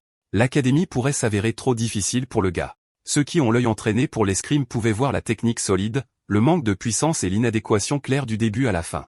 En conclusion, les professeurs du cours d'escrime ont rejeté l'idée d'accepter le candidat 513 à l'académie. Pendant qu'ils étaient occupés à se moquer des défauts du gamin, le professeur Ariel regardait ses collègues comme s'ils étaient des clochards stupides. Chaque personne dans cette pièce a regardé la vidéo, mais pas une seule n'a remarqué ce qu'elle a fait. Si tout le monde est aussi aveugle, peut-être que le format de l'examen est vraiment une perte de temps. Le lendemain des délibérations finales, les candidats ont été rappelés sur la place de la ville. Ils ont été chargés de se rassembler à 11 h du matin. Les tensions étaient vives, et tout le monde espérait obtenir l'acceptation convoitée. Le moment est enfin venu. Un représentant de l'académie a annoncé à haute voix que 6 candidats avaient réussi le cours d'escrime. Tout le monde a tenu ses bulletins et a prié pour être l'un des 6. Les premiers appelés ont été les candidats numéro 5 et 217. Immédiatement, leurs bulletins de papier ont brûlé jusqu'à disparaître. Venaient ensuite les candidats numéro 432, 615, 753 et 925. C'est tout. Sur des centaines, seuls 6 étaient assez compétents pour être acceptés dans l'institut de formation le plus prestigieux du monde. Gray est venu aujourd'hui avec un peu d'espoir, seulement pour être complètement écrasé par la réalité qu'il pourrait ne pas être assez bon. Les candidats retenus ont été priés de traverser le pont et de terminer la procédure d'inscription avant la fin de la journée. Ceux qui ont réussi étaient naturellement fous de joie et excités à l'idée d'entrer dans la vie d'une élite. Ceux qui ont échoué baissaient les yeux, déçus, se complaisant dans leur échec. Une fois l'épreuve d'escrime terminée, le représentant a annoncé, à la surprise générale, qu'un candidat avait été sélectionné par l'admission spéciale de l'œil divin. Bien sûr, il s'agit de nul autre que le candidat numéro 513, Grelly, putain de mère. Son bulletin de participation a brûlé d'une teinte différente de ceux qui l'ont précédé. La flamme bleu vif a inévitablement attiré l'attention de tous. Alors qu'il pensait qu'il devrait s'entraîner et rééduquer sa blessure pendant encore un an, Gray a reçu un laissez-passer. D'autres candidats autour de lui ont ri moqueusement en entendant mentionner l'admission spéciale de l'œil divin. Gray n'avait aucune idée de ce dans quoi il venait de s'embarquer. C'était la première fois qu'il entendait parler de cette histoire d'œil divin. Presque tout le monde considère cela comme une admission bidon, juste un moyen de faire passer quelqu'un d'indigne par la porte de derrière, un signe du déclin de l'Académie de l'Union mondiale. En entendant les bavardages acerbes autour de lui, Gray n'aimait pas qu'on l'appelle un étudiant pistonné. Il se demandait comment il avait été sélectionné alors qu'il n'avait aucune relation pertinente. Son maître ne pouvait pas avoir ce genre d'influence à l'académie. Alors que les ratés se moquaient du seul type admis par l'œil divin, un vieil ermite chauve les a grondés pour avoir manqué de respect à une tradition de longue date. De l'avis de l'ermite chauve, cette admission est une catégorie honorable qui a produit d'innombrables héros depuis plus d'un siècle. Comme prévu, les ratés se sont également moqués de l'ermite parce qu'il était dépassé. Bien sûr, l'œil divin était autrefois salué comme le berceau des héros, mais plus maintenant. Les récents candidats à l'œil divin incluent Amy White, Bella Albright, Lick Muller et Jacob Bloomfield. Ces 4 personnes ont une chose en commun. Tout le monde les considère comme des échecs complets et totaux, mais nous avons déjà entendu ces noms. Dans un avenir proche, Amy White progressera pour devenir le saint de l'épée. Bella Albright deviendrait la grande sage, et Jacob Bloomfield reprendrait le manteau de l'archer divin. Ces 3 atteindraient le sommet de leur art en tant que force principale contre le liquidateur. Maintenant, le nom de Gralet sera mentionné aux côtés de ces légendes. Ceux qui ont réussi ont été accueillis et ont reçu des uniformes pour se changer. La cérémonie d'entrée commencera bientôt, et les recrues doivent se rassembler sur la place devant le bureau principal. Gray a essayé son nouveau style, et il lui allait à merveille. Son blazer noir incrusté d'or aux couleurs de l'académie était nickel. Il est passé d'un sentiment de défaite à un sentiment d'élégance aux côtés de ses camarades de promotion. Quand ils sont arrivés sur la place, certaines des recrues étaient confuses. Il n'y avait rien là-dedans. La confusion s'est dissipée lorsqu'un membre du personnel de l'académie a couru vers eux avec une expression d'excuse. Il a expliqué qu'il y avait eu un petit retard dans la mise en place de la cérémonie en raison d'une confusion. Heureusement, il ne faudra pas longtemps pour réparer cela. Pour ce faire, les recrues doivent reculer un peu plus loin afin que l'installation puisse être placée. Les recrues ont suivi les instructions du membre du personnel et ont regardé avec scepticisme. Monsieur le personnel s'est agenouillé et a commencé à bricoler le sol. Après un peu de préparation, il a touché le sol et a activé un cercle magique massif en un clin d'œil. Sortant de nulle part, des centaines de sièges disposés dans un style de colisée ont émergé du cercle magique. Les recrues étaient abasourdis. Ils n'avaient jamais vu de magie de cette ampleur auparavant. En quelques secondes, la place s'est transformée en une arène digne de ce nom, avec des sièges et une scène.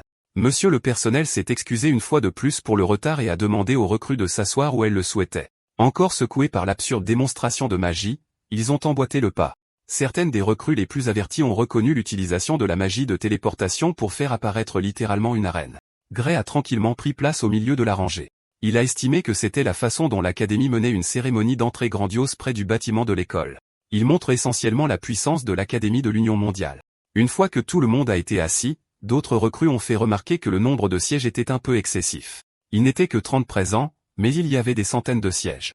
Eh bien, c'est parce que, comme le nom de l'Académie de l'Union mondiale le suggère, cet institut rassemble la crème de la crème du monde entier. Si vous regardez dans le ciel, vous verrez ce que cela signifie vraiment. Des dizaines de dirigeables et de calèches à dragons ont survolé la zone, recouvrant le soleil. En levant les yeux, Gray a reconnu le plus grand dirigeable magique comme étant le Strato Queen.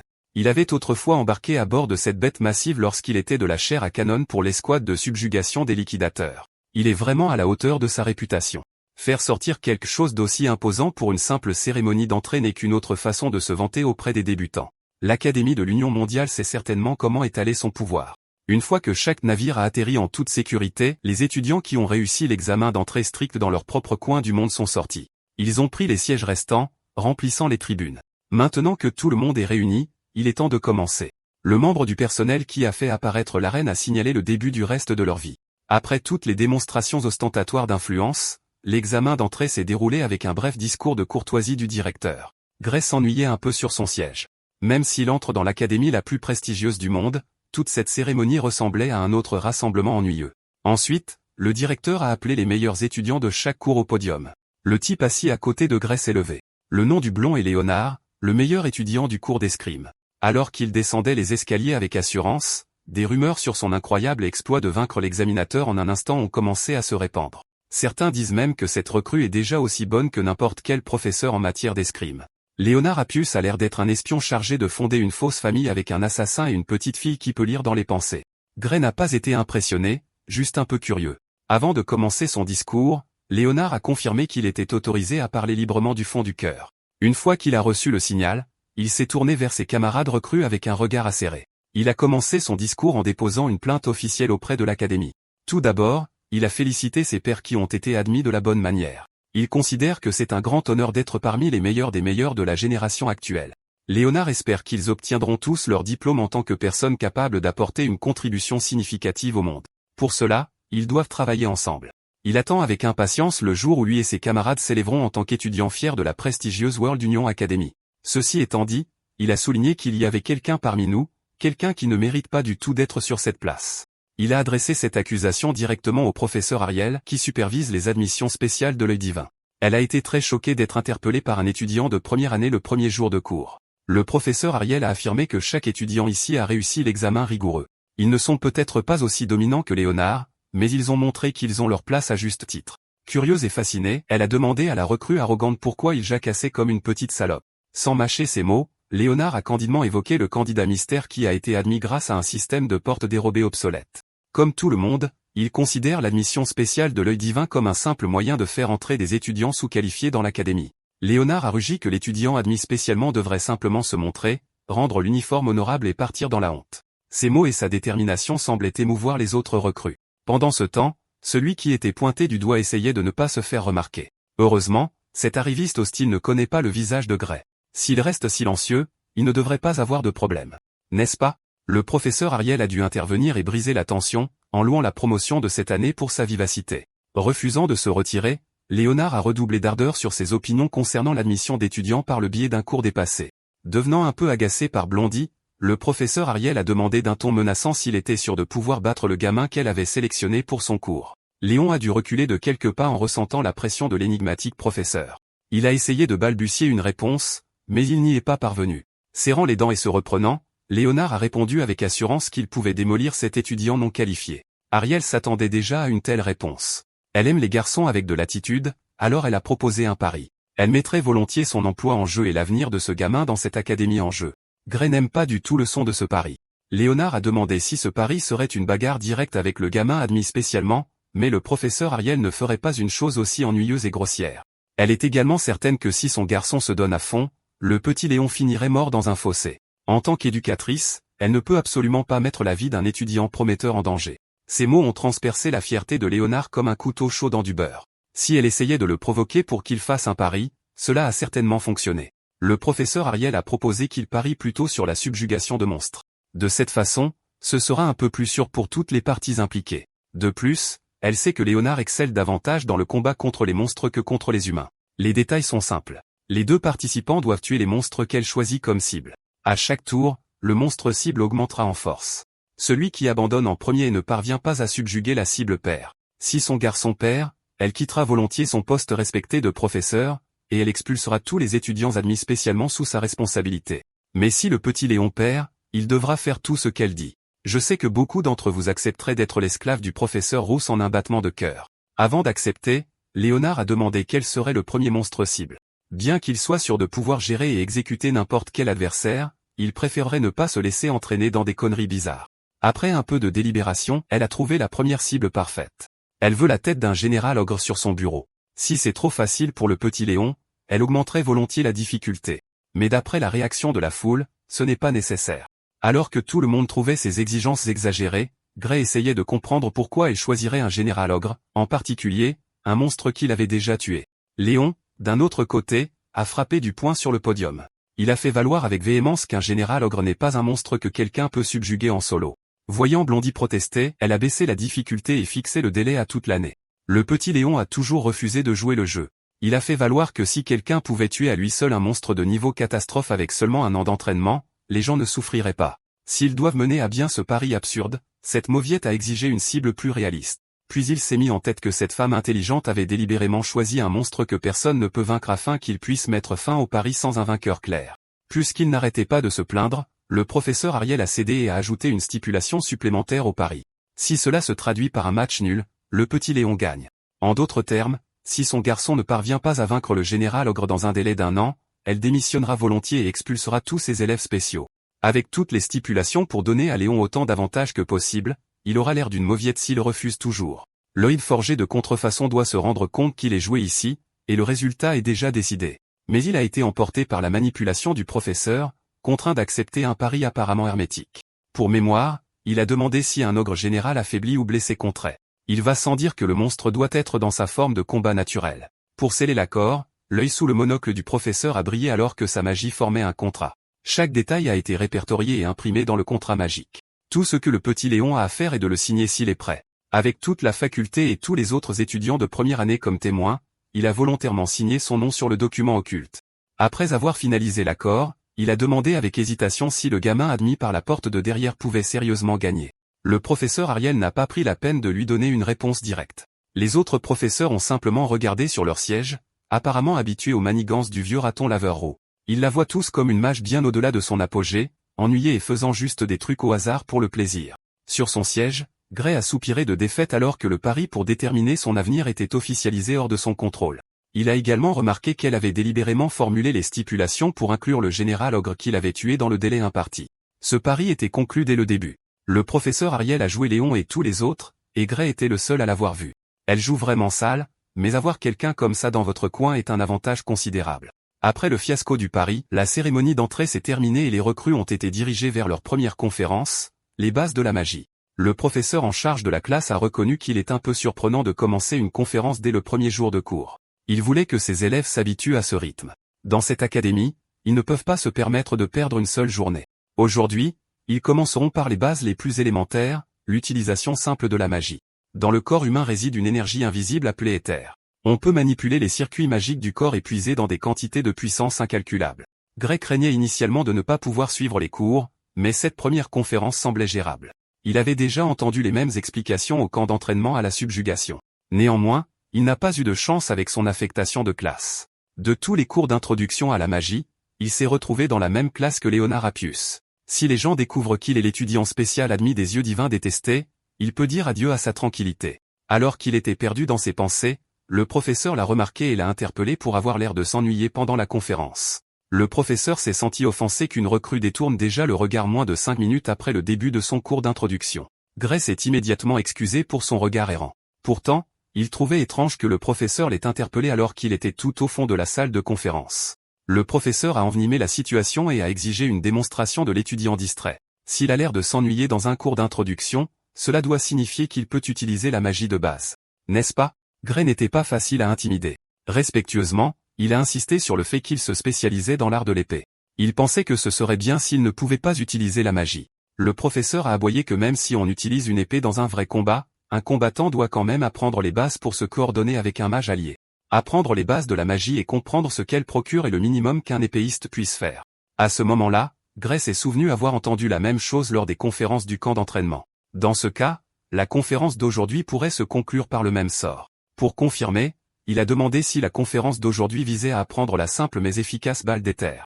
Puisqu'il connaît le nom, le professeur a supposé qu'il pouvait l'utiliser.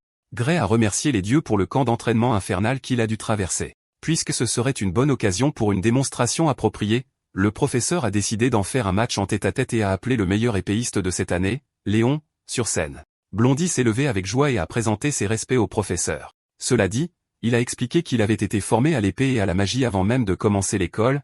Il pourrait donc être un peu risqué pour un normie de l'affronter. Le professeur a affirmé que quelle que soit l'ampleur de l'écart de compétences, les balles d'éther ne sont pas mortelles, il n'est donc pas nécessaire de se retenir. De plus, il a révélé que Gray est l'étudiant aux yeux divins de cette année, sachant à quel point Léon méprise l'étudiant anonyme de la porte dérobée. Chaque étudiant de la salle de conférence s'est tourné vers Gray, gravant son visage dans leur mémoire. C'était un piège depuis le tout début. Il ne pouvait même pas passer la journée sans être doxé par un fichu professeur. Ce vieux schnock a délibérément révélé son identité avec une intention néfaste. Entendant qu'il a une chance de tirer une balle littérale à travers le type qu'il déteste, Léon a volontiers accepté de montrer les ficelles à un bébé de la porte dérobée. C'est l'occasion de montrer à un étranger non qualifié quel genre d'endroit est réellement l'Académie de l'Union mondiale. Avec ses veines qui ressortent de rage, il a exigé que Gray démissionne. Ce n'est pas ainsi que la première journée de nos garçons était censée se dérouler. Sur la scène, ils se tenaient l'un en face de l'autre pendant que le professeur agitateur de merde expliquait les règles. Il donnera un signal, et les deux parties tireront des balles d'éther sur leur adversaire. Gray n'a passé que quelques jours à apprendre la magie de base au camp d'entraînement. Bien sûr, le professeur a dit que les balles ne sont pas mortelles, mais cela ne signifie pas qu'elles ne feraient pas mal. Dès que le signal de départ a été donné, Léonard a rassemblé une quantité considérable d'éther dans ses mains, déterminé à montrer la différence de force entre un vrai et un faux étudiant. Poussé dans le coin et forcé de se protéger, Gray a également rassemblé et manipulé son éther. Jetant ses connaissances antérieures dans une tentative désespérée, toute la salle de conférence s'est tue quand ils ont posé les yeux sur un trou noir massif menaçant d'avaler une toute petite balle. Léon et Gray étaient stupéfaits. Aucun d'eux ne s'attendait à cette merde. Comme prévu, la minuscule balle d'éther a été complètement consommée par le trou noir déchaîné. La peur de Léon était évidente dans ses yeux alors que le sort manifestement mortel se rapprochait de lui. Pris de panique, le professeur a levé la main et a fait de son mieux pour empêcher le pire des cas en utilisant sa propre magie. Une barrière dorée a bloqué l'avance apparemment implacable de la balle d'éther anormale. Il a réussi à émousser la majeure partie de la force qui entraînait l'attaque, mais c'était de justesse. Il a commis l'erreur de relâcher, et la barrière dorée a commencé à montrer des fissures dangereuses sous la pression. Finalement, le trou noir de la balle d'éther a atteint sa limite et a explosé, brisant la barrière magique en 1 million de petites particules de lumière. Le boom qui a suivi a plongé la salle de conférence dans le chaos. Les recrues ont fermé les yeux et se sont préparés à l'impact. Quant à la cible elle-même, le petit Léon a été renversé sur le cul, hurlant à qui mieux. Réalisant qu'il avait foiré, le professeur a immédiatement couru vers l'étoile montante du cours d'art de l'épée pour s'assurer qu'il allait bien. Léon s'est relevé, a essuyé la poussière et a assuré au professeur qu'il allait bien. Après s'être assuré du bien-être de Blondie, le professeur a tourné son attention vers celui qui a failli faire sauter tout l'endroit. Si la barrière n'avait pas réussi à amortir l'impact, cette balle d'éther anormale aurait pu tuer Léon et en blesser beaucoup d'autres. Même parmi les professeurs de magie vétérans, personne ne pouvait lancer une balle d'éther aussi forte dans l'académie. Il voulait désespérément savoir ce que le jeune homme avait fait pour produire une production aussi destructrice. Gray lui-même était confus. Ce qu'il vient de déclencher était définitivement d'un autre niveau comparé au faible faisceau que son adversaire a lancé. Le sort qu'il a appris dans le cadre de l'escouade de subjugation pourrait-il différer de celui qu'ils enseignent à l'académie? Il a demandé au professeur s'il avait commis une erreur de quelque manière que ce soit, mais le papy était à peu près certain que ce qu'il avait tiré était définitivement une balle d'éther. La seule différence flagrante était la qualité du sort. Ce que Gray vient d'utiliser pour renforcer le sort n'était pas de l'éther normal. Cette taille et cette puissance ne peuvent être atteintes qu'en utilisant de l'éther super compressé. Aucune des recrues n'a entendu, et encore moins compris le terme. L'éther super compressé est quelque chose que même les professeurs expérimentés ont du mal à produire et à étudier, pourtant cet étudiant controversé l'a utilisé avec désinvolture pour réformer un sort de base. Personne dans cette académie ne peut reproduire cela. Maintenant, les étudiants commencent à ressentir du respect et un peu de peur pour le gars qui a été admis par le divin. Ils ont également protesté que Gray aurait dû être inscrit au cours de magie à la place. D'après ce dont il se souvient, tous les sorts appris par l'escouade de subjugation étaient précisément comme celui qu'il vient d'utiliser. Parmi le groupe, Gray était l'un de ceux qui n'avaient aucune aptitude pour cela. Refusant toujours de croire qu'il utilise une sorte d'éther renforcé, il a invoqué une autre balle d'éther et a insisté sur le fait que réaliser quelque chose comme ça est possible pour quiconque avec suffisamment de pratique. À sa grande confusion, le professeur s'est contenté de rire comme un fou. Gray ne savait pas quoi faire, alors il est resté là, abasourdi. Le professeur a complètement changé de ton. Au début du cours, il était ouvertement hostile. Maintenant, il essaie de recruter l'étudiant spécial pour le cours de magie. Gray a poliment décliné l'invitation enthousiaste. On lui a toujours dit qu'il n'avait aucun talent pour la magie, alors il ne se voyait pas s'y mettre maintenant. Le professeur a trouvé ce refus absurde. Si un jeune homme capable de produire de la super compression par compression est sans talent, alors tout le monde devrait simplement abandonner la magie. Il est même allé jusqu'à qualifier Gray de prodige sans précédent, même selon les normes de l'académie. Quiconque a dit que le gamin n'avait aucun talent pour la magie doit fumer des substances illégales. Les novices ont regardé la scène en silence. Ils ont vu comment le professeur strict s'est transformé en une personne complètement différente alors qu'il essayait désespérément de convaincre Gray de passer au département de magie. De son point de vue, ce serait une énorme perte pour le monde si Gray ne poursuivait pas la magie. Bon sang, ce serait un crime contre l'arcane. Avec tous les compliments qu'il recevait, tout ce que le jeune homme pouvait faire était de rire de l'absurdité. Puis il s'est souvenu avoir déjà entendu le terme technique de compression d'éther. C'était juste un autre jour clair au camp d'entraînement, et l'un des héros donnait une conférence. Elle a raconté comment, dans le passé, les gens ne savaient pas que l'OD, également connu sous le nom de force vitale, existait. En raison de ce manque de connaissances, il était très difficile de lancer une magie appropriée. Il faut continuellement compresser l'éther dans le corps pour obtenir l'effet désiré grâce à un sort. Cette méthode primitive ne recueille qu'un tout petit peu d'OD. Mademoiselle conférencière, Bella Albright, la grande sage et la plus forte mage du futur, trouvait la façon dont il pratiquait la magie il y a à peine 10 ans risible. Gray a demandé au professeur s'il avait déjà entendu parler d'OD. La question a déconcerté le vieil homme. Il ne connaissait pas du tout ce terme. À en juger par cette réaction, on dirait que le monde n'a toujours pas découvert ce concept magique révolutionnaire à ce moment-là. Si c'est le cas, alors les bases que Gray a apprises dans l'escouade de subjugation peuvent être considérées comme des connaissances du futur. Il a finalement réalisé qu'il devait faire attention à ne pas divulguer ce type d'informations. Pour une dernière fois, il a refusé l'offre incessante de passer à un cours différent. Son véritable amour est l'épée, il devra donc passer.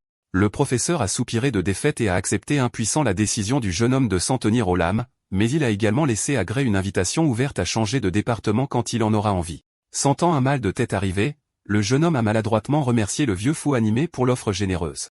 Après cette démonstration, les deux participants ont été invités à retourner à leur place. Le professeur a promis de ne plus jamais réprimander Gray pendant le cours. En fait, cela ne le dérangerait pas si le gamin partait s'il s'ennuyait.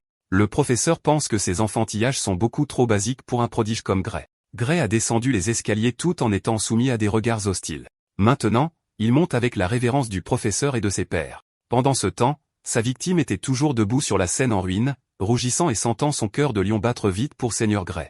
Il n'a pas vu comment Cœur de Lion regardait en bas, mais Gray a certainement senti le froid lui remonter le long de la colonne vertébrale. Après la première conférence, il a reçu une note personnelle du professeur Ariel lui demandant de la rencontrer à son bureau après les cours. Il a été convoqué à l'improviste. Ce serait ennuyeux si le vieux professeur Carlos était derrière cette convocation soudaine. Après avoir marché pendant quelques minutes, il a finalement trouvé la porte du bureau qui porte la marque de l'œil divin. Il avait l'intention de frapper, mais la porte s'est doucement ouverte, le laissant entrer doucement. Prenant la porte déverrouillée comme une invitation, Gray entra respectueusement en prononçant des salutations respectueuses. Avant qu'il ne puisse terminer sa phrase, il sentit une lame tranchante arriver de son côté.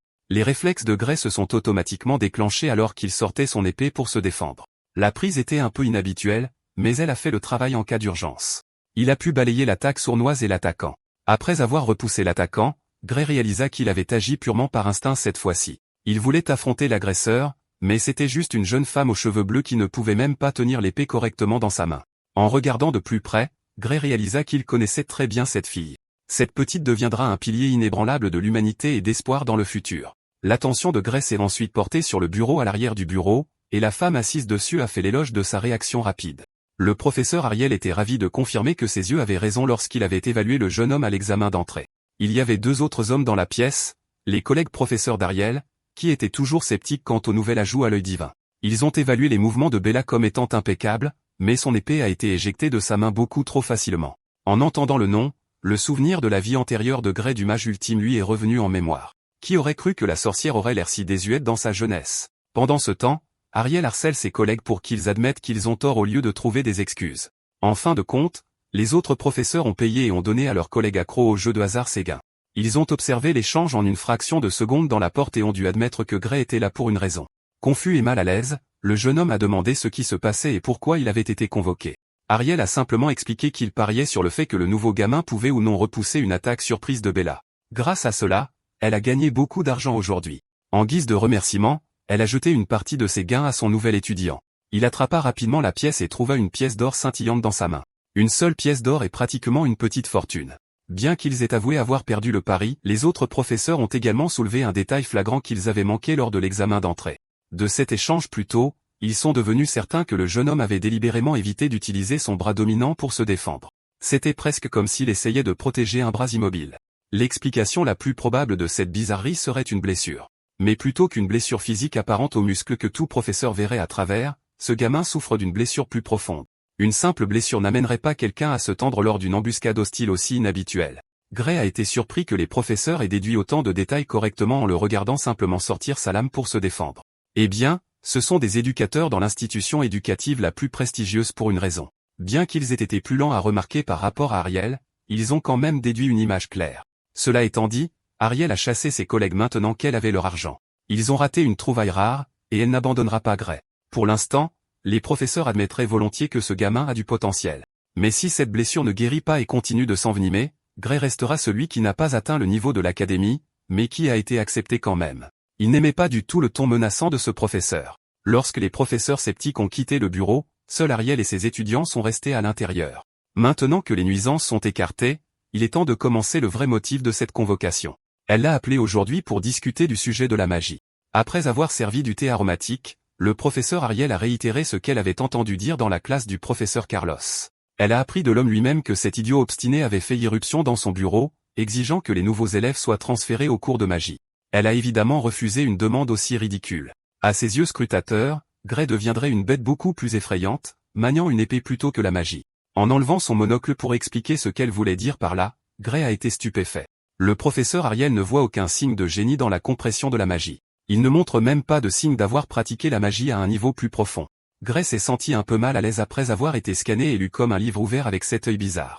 Voyant qu'il serait totalement inutile de mentir dans cette situation, Gray a admis que tout ce qu'elle avait supposé était correct. Curieuse, elle a gentiment demandé s'il serait prêt à partager l'astuce utilisée pour conjurer cette balle d'éther trou noir. Elle a promis une discrétion totale et une récompense en échange de cette précieuse information. Elle voulait vraiment en savoir plus sur ce concept prometteur pour le bien de Bella. Tout en sirotant son thé, la langue de Gray a failli fourcher et a appelé la jeune Bella par son futur titre. Le professeur Ariel a qualifié la jeune femme de pur génie en matière de théorie de la magie, sans avoir les moyens de manier ce qu'elle peut théoriser. Pour une raison inconnue, elle n'a aucune capacité à utiliser la compression d'éther, et encore moins la super compression mythique. D'après de vagues informations provenant du futur, il savait que Bella Albright était une éclosion tardive. Son manque de talent dans le domaine pratique doit en être la raison. Ariel a organisé cette réunion après avoir entendu parler de la balle super comprimée qui a failli tuer Léon. S'il existe un moyen d'utiliser de l'éther super comprimé sans l'acte inefficace de compression interne, cela changerait la donne. Le professeur Ariel est désespéré de trouver des solutions. Elle ne veut pas voir l'une de ses filles envoyée au professeur Bradley. Tout le monde dans le futur connaîtrait ce nom maudit. Il est impossible de ne pas connaître un sale type de première catégorie extrêmement tristement célèbre. Il a mené d'innombrables expériences humaines indépendantes afin de faire progresser son domaine, assassinant de nombreuses personnes au cours du processus. De plus, il provoquait des catastrophes magiques cataclysmiques qui coûtaient la vie à des dizaines de milliers de personnes. Le professeur Bradley est le pire criminel de magie de l'histoire. À cette époque, le terroriste magique dérangé et meurtrier de masse n'a pas encore été arrêté. Si Bella ne parvient pas à créer de l'éther super comprimé d'ici la fin de l'année, elle sera envoyée chez le professeur dérangé pour subir une opération à haut risque. Quiconque a du bon sens verrait cela comme une mauvaise idée. Le professeur Ariel ne pourrait être plus d'accord. Bien que l'opération ait pour prétexte d'améliorer les capacités magiques, il ne s'agit que d'expérimentations humaines flagrantes sans aucune certitude. Cela n'a pas encore été rendu public, mais elle entend déjà des rumeurs sur les crimes inhumains du fou. Certaines victimes sont mortes tandis que d'autres ont été laissées briser au-delà de tout espoir. Bella a ajouté que bien que ce soit dangereux et effrayant, elle sera expulsée d'ici la fin de l'année si elle ne produit aucun résultat. En toute honnêteté, le professeur Ariel préférerait que sa fille abandonne complètement la magie à l'académie plutôt que de laisser ce pervers toucher au corps de Bella, a tranquillement réfléchi Gray. Il possède des théories magiques qui n'existent pas encore. S'il partage quelque chose d'aussi radical, le cours de l'histoire déviera complètement. Il a regardé la jeune Bella serrer les poings de frustration et de peur. Gray s'est souvenu de ses derniers instants face au liquidateur. Cette frustration, cette peur et ce désespoir lui sont bien trop familiers. Il n'était qu'une chair à canon entraînée à tomber en un seul coup, un spectateur impuissant tandis que les héros qui étaient censés sauver le monde étaient découpés comme de la viande fraîche. Connaissant l'avenir qui l'attend s'il ne fait pas quelques mouvements, pourquoi ne voudrait-il pas changer le cours de l'histoire? Ce trou-hara que les gens appellent le futur a tout intérêt à être changé. Au moment où son thé était terminé, il avait accepté d'essayer d'enseigner à Bella du mieux qu'il pouvait. Elle utilisera l'éther super comprimé en un rien de temps. Après la réunion, les trois se sont dirigés vers l'arène alors que le soleil commençait à se coucher. Gray a sorti le tableau noir et a fait de son mieux pour articuler ce qu'il avait appris des cours du camp d'entraînement. Après avoir extirpé tout ce dont il pouvait se souvenir, il a demandé aux filles de garder ces informations privilégiées pour elles. Les fuites d'informations ne poseront pas de problème puisque le professeur a rédigé un contrat de magie à l'avance. Ceux qui rompent le contrat mourront. Après leur avoir donné le résumé, Gray a demandé ce qu'elle pensait de la théorie. Le simple fait d'apprendre le concept d'OD a suffi à épater le professeur Ariel, mais la connaissance de la magie qu'il a révélée est encore plus absurde. Bella a salué son explication comme étant brève mais bien organisée. Elle avait l'impression d'écouter une conférence sur la magie provenant de centaines d'années dans le futur. Bella se contentant d'entendre et d'absorber le déversement d'informations, l'histoire de la magie avait progressé d'un siècle dans cette pièce. Elle n'arrêtait pas de s'extasier sur le fait de faire progresser la magie d'un siècle, mais Gray lui-même a appris tous ces concepts de base de la sorcière adulte dans seulement 10 ans. C'est un témoignage de son génie. Il y avait beaucoup d'informations que même le professeur Ariel n'a pas réussi à juger et à saisir correctement, elle s'en est donc remise à son petit prodige de la magie. Selon l'estimation approximative de Bella, il y a de fortes chances que la théorie soit valable. Aucun des concepts ne contredit la théorie magique actuelle sur laquelle le monde fonctionne, mais le moyen le plus rapide de s'en assurer est de la tester. C'est pourquoi ils ont occupé l'arène en premier lieu. Si la théorie tient la route, le sort que Bella a rapidement préparé à la volée devrait fonctionner. Tenant un bâton dans ses 2 mains, elle a placé sa confiance dans les enseignements de Gray et a puisé dans toute sa puissance. Ça ne sent pas bon. S'il se souvient bien, la force de Bella Albright est réputée capable de brûler une ville entière en un instant. Elle est pratiquement une arme de destruction massive. De plus, elle était tristement célèbre pour n'avoir aucun contrôle sur sa puissante production magique. Aujourd'hui doit être le jour où il est témoin de cette démonstration légendaire de domination. Même Bella a été choquée de voir ce qu'elle venait de déclencher. Un gigantesque brasier de feu brûlant a jailli et s'est échappé du milieu de l'arène pour se projeter dans les nuages. Gray a essayé de la mettre en garde contre cette idée imprudente, mais il était trop tard. La colonne de flammes se dressait, imposante, avec le jeune mage à sa base, brandissant un cercle magique imposant. Cette puissance écrasante se situait au sommet de la magie dans sa vie passée. Si Bella n'avait pas pris le contrôle du sort une fraction de seconde plus tôt, il aurait été englouti par les flammes. Cette fine manipulation élémentaire lui a littéralement sauvé la vie. Inconsciente de la peur des autres, Bella rayonnait de joie. Elle a fini par le faire. Elle a comblé le fossé entre ses talents théoriques et pratiques. Se poussant encore plus fort, elle a entrepris d'apprivoiser le pilier de flamme, le moulant en la forme d'un dragon de feu rugissant. Pour la première fois de sa vie, elle a trouvé la magie amusante. Elle a été emportée par le moment et s'est rapidement épuisée. Le feu s'est éteint, et elle a ressenti les contre-coups de son test tout de suite alors que ses réserves d'éther s'asséchaient. Ses jambes ont cédé et elle a perdu connaissance. Le bâton est tombé au sol, tout comme son corps. Inquiet, Gray courut vers la jeune fille inconsciente tandis que le professeur lui disait de se détendre. Cet effondrement était un cas classique d'épuisement d'éther. Tout ce dont Bella a besoin, c'est d'un peu de repos, et elle reviendra à 100% en un rien de temps. En entendant cela, les inquiétudes de Gray se sont apaisées. Pourtant, même Ariel était stupéfaite par la merveilleuse démonstration de talent magique de la jeune femme. Elle pourrait être la seule personne capable d'assembler de la magie à cette échelle après avoir appris un nouveau concept. Alors qu'elle était complètement à l'ouest, la mage somnolente marmonnait que ce n'est pas elle qui est incroyable, mais la théorie. Gray lui a donné l'outil pour créer facilement son propre puits super compressé, c'était un outil qu'elle était censée développer dans le futur. Ariel soupira de soulagement. Bella n'a plus besoin de cette chirurgie louche de ce criminel occulte. Elle maudirait volontiers Bradley elle-même. Le professeur était heureux de voir la jeune mage éviter une voie ruineuse. Elle est particulièrement heureuse qu'elle n'ait pas perdu le contrôle de sa magie à cause d'une expérience non autorisée. Bien que les chirurgies spéciales de Bradley aient prouvé qu'elle augmentait le rendement magique, elles se font au détriment du contrôle. La façon dont cela fonctionne est un mystère, mais il est fort probable que le lunatique ait trouvé un moyen de briser de force le limiteur d'une personne. Maintenant, il est logique que la sorcière dans le monde passé était réputée être une arme de destruction massive hors de contrôle. Dans tous les cas, les progrès massifs d'aujourd'hui n'auraient pas été possibles sans l'aide de Gray. Les termes de leur contrat ont été remplis. C'est au tour du professeur de remplir ses obligations énumérées sur le papier magique. Tout d'abord, elle a promis de faire quelque chose pour son bras. Il y a un sort magique dans son répertoire qui pourrait aider. Tendant la main, elle invoqua d'innombrables papillons translucides faits d'éther pur. Ils volaient tout autour de la reine alors qu'elle touchait doucement la main de son élève. Au contact, l'éther autour de la zone tourbillonnait et s'agitait, se rassemblant sur le point de connexion. Pendant quelques secondes, Gray accepta ouvertement le contact de guérison. Ensuite, il a essayé de serrer sa main blessée et a ressenti une différence drastique en termes de confort par rapport à avant. Il peut enfin bouger sa main dominante à nouveau. C'était une vaste amélioration. Avec son moral au beau fixe, il a chaleureusement remercié le professeur d'avoir résolu l'un de ses plus gros problèmes. Même une potion de guérison magique ne pouvait pas guérir sa mystérieuse blessure, mais son léger contact a fait le travail. Elle s'est vantée que sa magie de restauration des nerfs ne devrait même pas être mentionnée dans le même souffle que les potions de guérison magique moyennes. Avant qu'il ne s'emballe, elle voulait s'assurer qu'il était vraiment revenu à 100%. Pour tester cela, Gray doit essayer de balancer une épée pour le découvrir. Pour la première fois depuis longtemps, il a touché la poignée de sa lame avec sa main dominante. Il a fait un tirage rapide et a tailladé l'épée avec désinvolture. Tout de suite, il a remarqué quelque chose d'alarmant malgré la récupération complète supposée de son bras. Pour confirmer, il a abaissé sa position et a répété les mouvements de son jeu d'épée pour voir ce que cela faisait. À son grand désarroi, son bras droit ne donne pas l'impression de bouger aussi fluidement qu'avant. Le professeur Ariel s'attendait à ce que quelque chose comme ça se produise. Elle a peut-être réparé les nerfs à leur état parfait, mais sa magie ne peut pas guérir les blessures dans l'âme du jeune homme.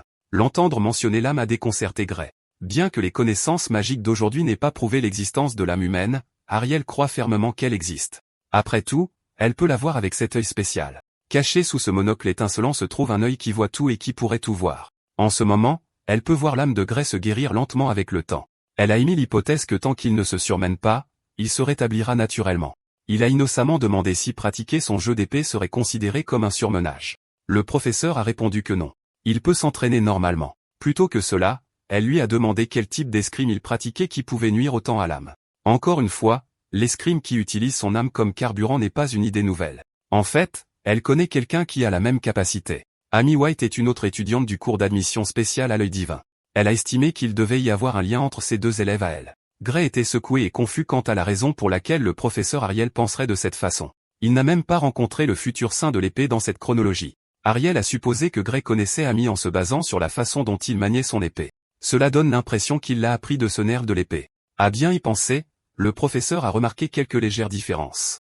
On avait l'impression que la personne dont il avait appris le jeu d'épée était une version bien plus habile de la petite Amy.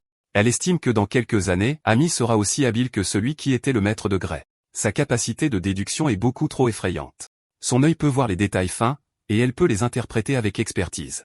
Gray a affirmé qu'il avait appris à manier une épée dans son dojo natal, ce qui n'est techniquement pas un mensonge. Pour l'instant, il doit changer de sujet ou risquer de révéler ses secrets. Pour revenir au sujet des âmes endommagées et de l'escrime, les techniques ordinaires ne peuvent pas relier ces deux concepts intangibles. Pour commencer, elle est bien consciente que Gray a un mouvement secret qui peut vaincre un général ogre, une armée d'ogres et tout ce qui se trouve autour avec une seule entaille. Elle a déjà fait ses devoirs. Grâce à l'absurde accomplissement de Gray, le pari qu'elle a proposé avec le petit Léon à la cérémonie d'entrée était une victoire gratuite. Ariel a examiné des restes sur les lieux et les a trouvés magnifiques. Même la magie de clivage la plus sophistiquée n'atteindrait pas ce niveau de précision. Ce pouvoir mystérieux en Gray, quel qu'il soit, a causé la blessure à son âme. Elle peut le voir avec ses yeux. Ariel peut voir à travers son âme et apercevoir le pouvoir qui fuit à travers une porte enchaînée. En l'entendant dire cela, il est devenu croyant.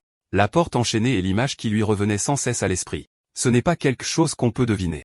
Cette femme est la vraie affaire. Cela étant dit, Ariel avait déjà vu un pouvoir similaire à celui de Gray.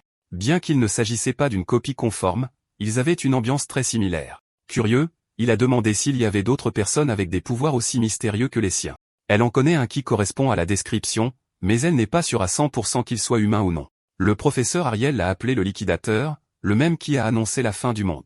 D'après sa réaction, elle a pu voir que le garçon en avait entendu parler d'une manière ou d'une autre. L'esprit de Gray était en ébullition. Pourquoi parle-t-on du liquidateur si tôt dans la chronologie? La professeure sensuelle ne s'attendait pas à ce que le jeune homme connaisse un être aussi ésotérique. Mais encore une fois, il connaît une théorie de la magie futuriste, donc ce n'est pas si surprenant. Gray se sentait un peu mal à l'aise d'être crédité de la théorie révolutionnaire alors qu'il ne faisait que répéter ce qu'il avait appris du vrai génie. Curieuse, Ariel l'a pressé de questions sur ce qu'il savait du soi-disant liquidateur. En toute honnêteté, il ne sait pas grand-chose, mais il est certain que le liquidateur est une menace extrêmement dangereuse pour l'humanité. Cette créature doit être arrêtée avant qu'elle ne puisse accumuler plus de puissance, quelque chose qui doit être détruit quel qu'en soit le prix. Ariel a trouvé sa position un peu trop extrême, mais elle a reconnu que le liquidateur représente un certain danger.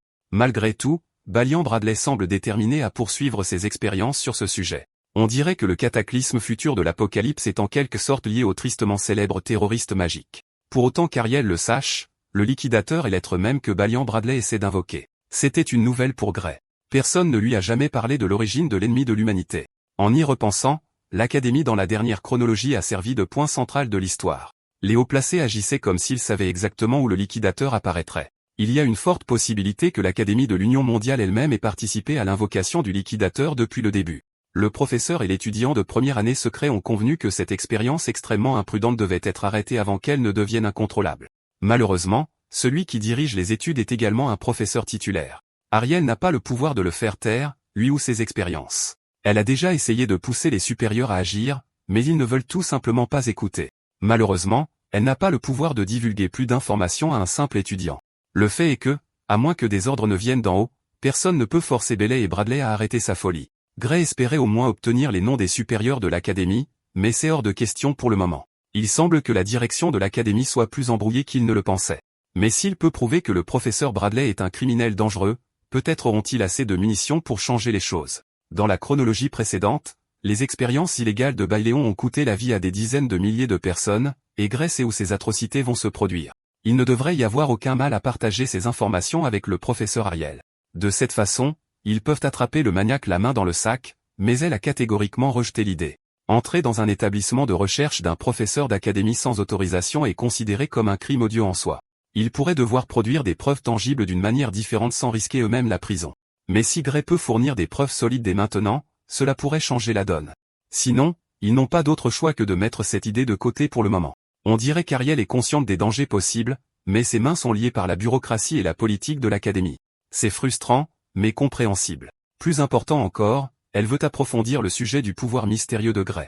Elle a laissé entendre qu'il pourrait y avoir un moyen d'apprendre à contrôler cette arme mortelle. Il y a un professeur à l'Académie qui est spécialisé dans la gestion des forces inconnues. Le cas de Gray est le puzzle parfait à résoudre. Le professeur Scott Longfellow est son nom. Gray avait déjà entendu ce nom. Scott Longfellow est celui qui a formé la Sainte de l'Épée elle-même. C'est une figure légendaire. Ariel savait que cette idée attirerait l'attention du jeune homme. Elle a promis d'organiser une séance d'entraînement privée avec le professeur stoïque pour demain. Gray a accepté avec gratitude l'aide d'Ariel. La raison même pour laquelle il est venu à l'Académie était de maîtriser ce pouvoir après tout.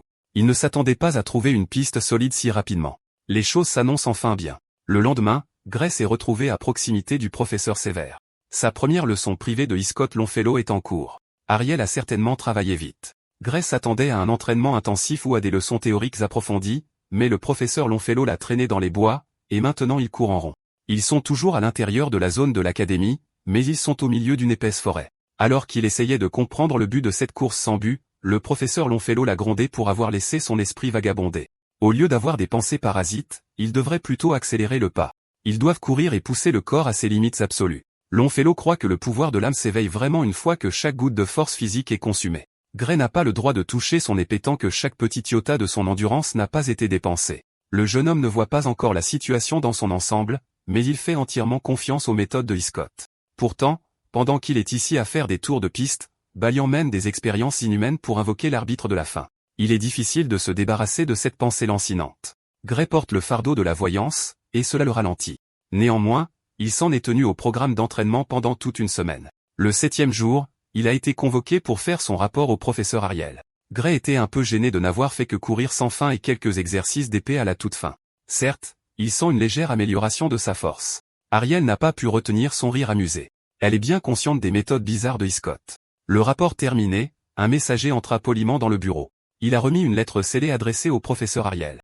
Elle ouvrit immédiatement le message et son expression se tordit lentement en lisant la correspondance. Au moment où elle a atteint la fin de la lettre, elle était figée sur son siège. Inquiet, Gray demanda ce qui n'allait pas. Elle lui tendit la lettre sans dire un mot pour qu'il voie par lui-même. Ce serait mieux ainsi. C'était une lettre écrite par Bailey et Bradley. Le faux avait reçu le rapport concernant la percée de Bella Albright sur les terres supercompressées. Il a insisté sur le fait que, bien qu'il y ait une ressemblance étroite, le jeune mage n'a pas réellement atteint le niveau rapporté. Il refuse donc de reconnaître sa nouvelle capacité. En conséquence, le contrat de chirurgie reste valable et la chirurgie se déroulera comme prévu. C'était une lettre absurde écrite par un maître du Orage Bay. C'était de la folie. Ariel est furieuse. Il semble que Bailey et Bradley soient déterminés à mettre la main sur un cobaye de premier ordre sous la forme de Bella. Il essaie de la forcer à subir une procédure complètement inutile et dangereuse. Malheureusement, le maniaque a tout le pouvoir. Le contrat magique que Bella a signé était étanche. À moins que Bradley ne l'annule lui-même, Bella est obligée de choisir entre l'expulsion et le fait d'abandonner son corps à un fou. Gray a refusé d'accepter ces conneries. Ariel était d'accord. Cette lettre a mis le feu à ses fesses pour agir sans tenir compte de la bureaucratie, et elle a besoin de l'aide de Gray. Elle veut connaître l'emplacement du laboratoire secret de Bradley. Ce sera risqué, mais elle doit dénoncer cette garce comme une criminelle pour annuler le contrat scandaleux. Enfin, elle est prête à se salir les mains. C'est précisément ce dont Gray a besoin. Triomphalement, il lui a demandé pourquoi elle avait changé d'avis en dénonçant un autre professeur sans preuve solide sous la main, ce qui pose un risque trop élevé. Eh bien, ils ont dépassé le cadre de la loi. Elle met sa foi en Gray afin de protéger une autre de ses précieuses étudiantes. Dès le début, son œil avait prévu que cela se produirait, que Gray disait la vérité depuis le début. Il a fallu un certain temps dans une lettre manifestement absurde pour l'admettre, mais Ariel est enfin réveillé. Il est temps pour Gray d'ouvrir la voie, guidé par la connaissance de l'avenir. Ensemble, ils mettront en lumière les crimes de ce psychopathe contre l'humanité.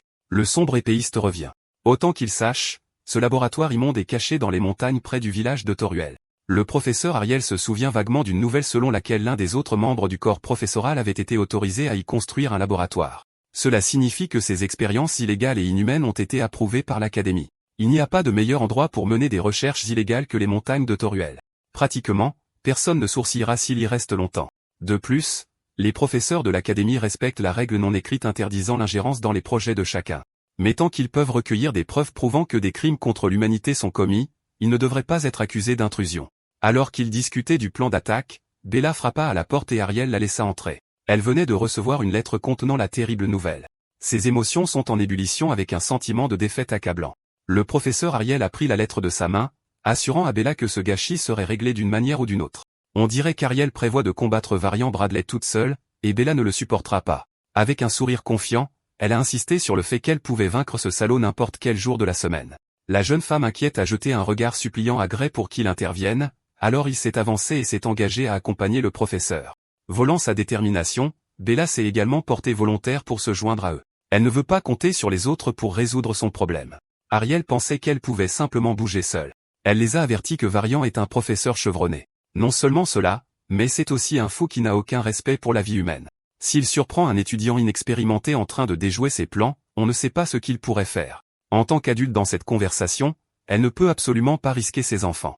Mais Gray a vu cela comme une raison de plus pour laquelle y aller seul est dangereux. Il a affirmé qu'il pouvait puiser dans le pouvoir qu'il avait utilisé pour vaincre un général ogre si le besoin s'en faisait sentir.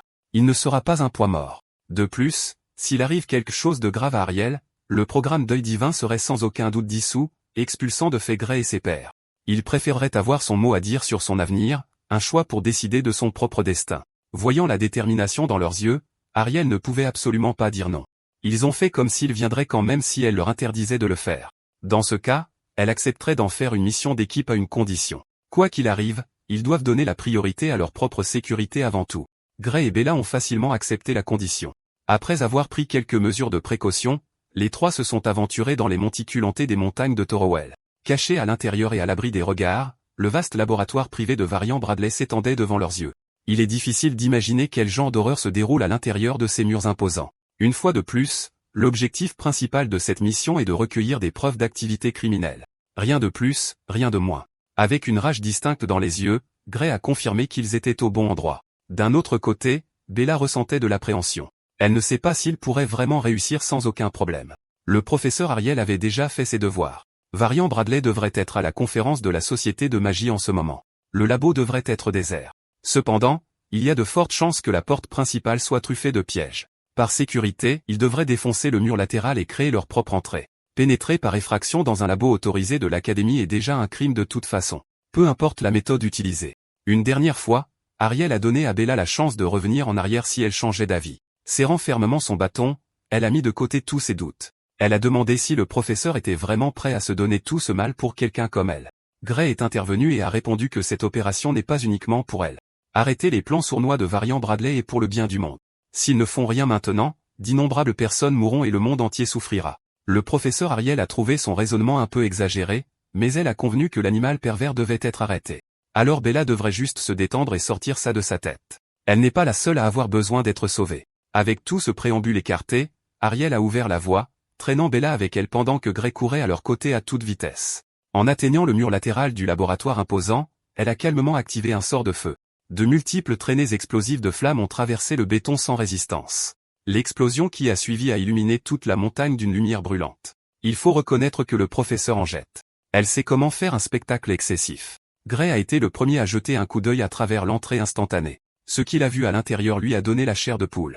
Devant ses yeux se trouvait un long couloir sombre avec d'innombrables cellules de prison alignées de part et d'autre. À l'intérieur de ces cellules se trouvaient des personnes émaciées, enchaînées et catatoniques à cause d'une torture prolongée. Certains avaient l'air morts. Certains avaient des membres manquants et saignaient de leurs plaies ouvertes infectées. Ils savaient qu'ils trouveraient quelque chose, mais ils ne s'attendaient pas à ce que cela arrive si tôt. Il n'est même pas nécessaire de faire un effort pour rechercher des preuves incriminantes. Le groupe a traversé le long couloir. Chaque cellule à barreaux de fer était remplie des victimes de Varian Bradley. Jusqu'à présent, Ariel a noté des traces de 14 sorts interdits utilisés sur les prisonniers. Ce seul fait devrait condamner Varian pour des infractions pénales graves.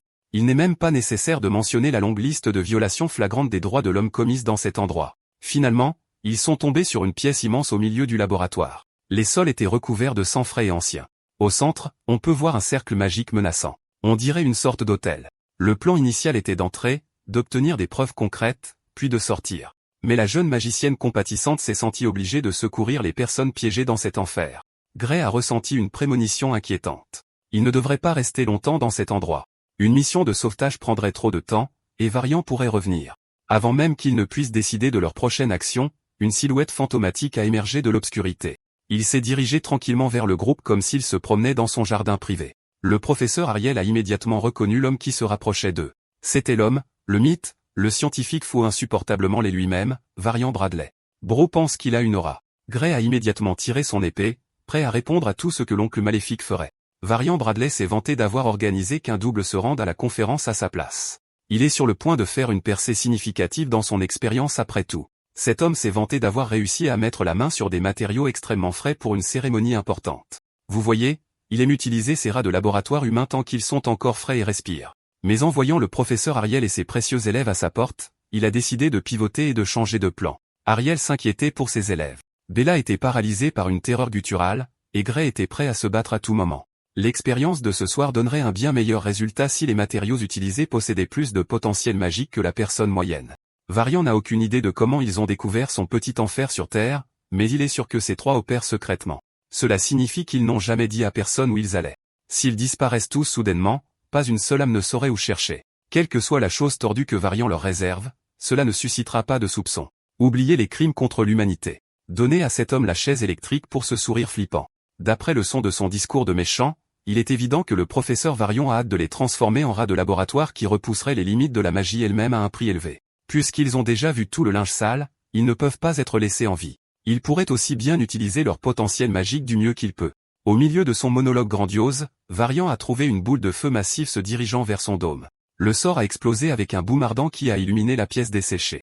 Étonnamment, l'attaque ne venait pas du professeur Ariel. Elle venait de la future grande sage elle-même, Bella Albright.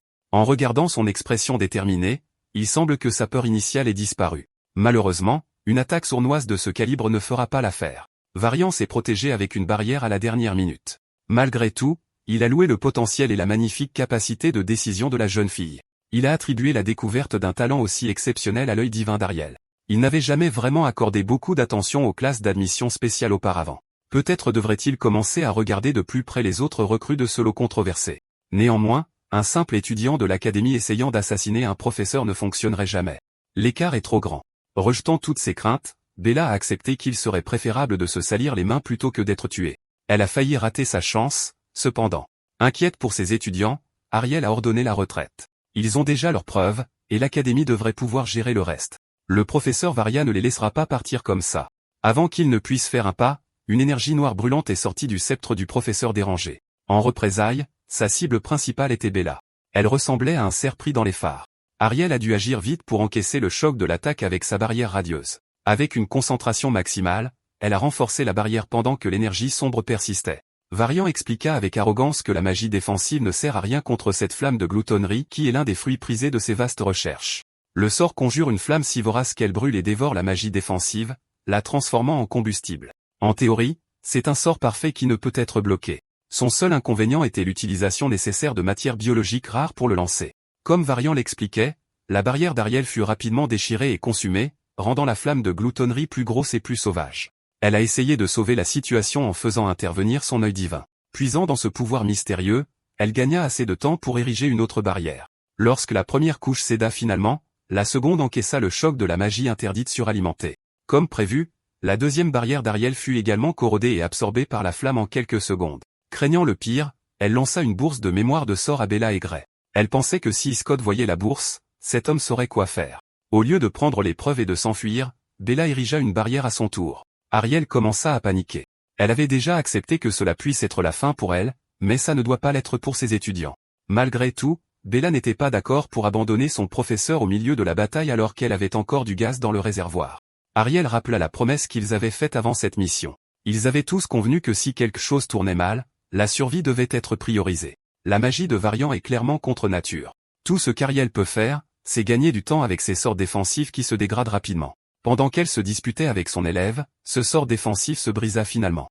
Elle sentit le contre-coup de la rupture de son sort, et Bella reprit rapidement le relais. Sa barrière translucide égalait la puissance de la flamme de gloutonnerie de manière impressionnante. Bella analysa l'attaque de Varian et comprit qu'elle n'était pas si forte en elle-même.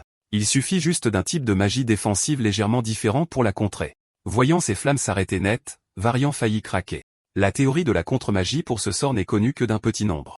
Alors, comment une simple étudiante a-t-elle pu le comprendre?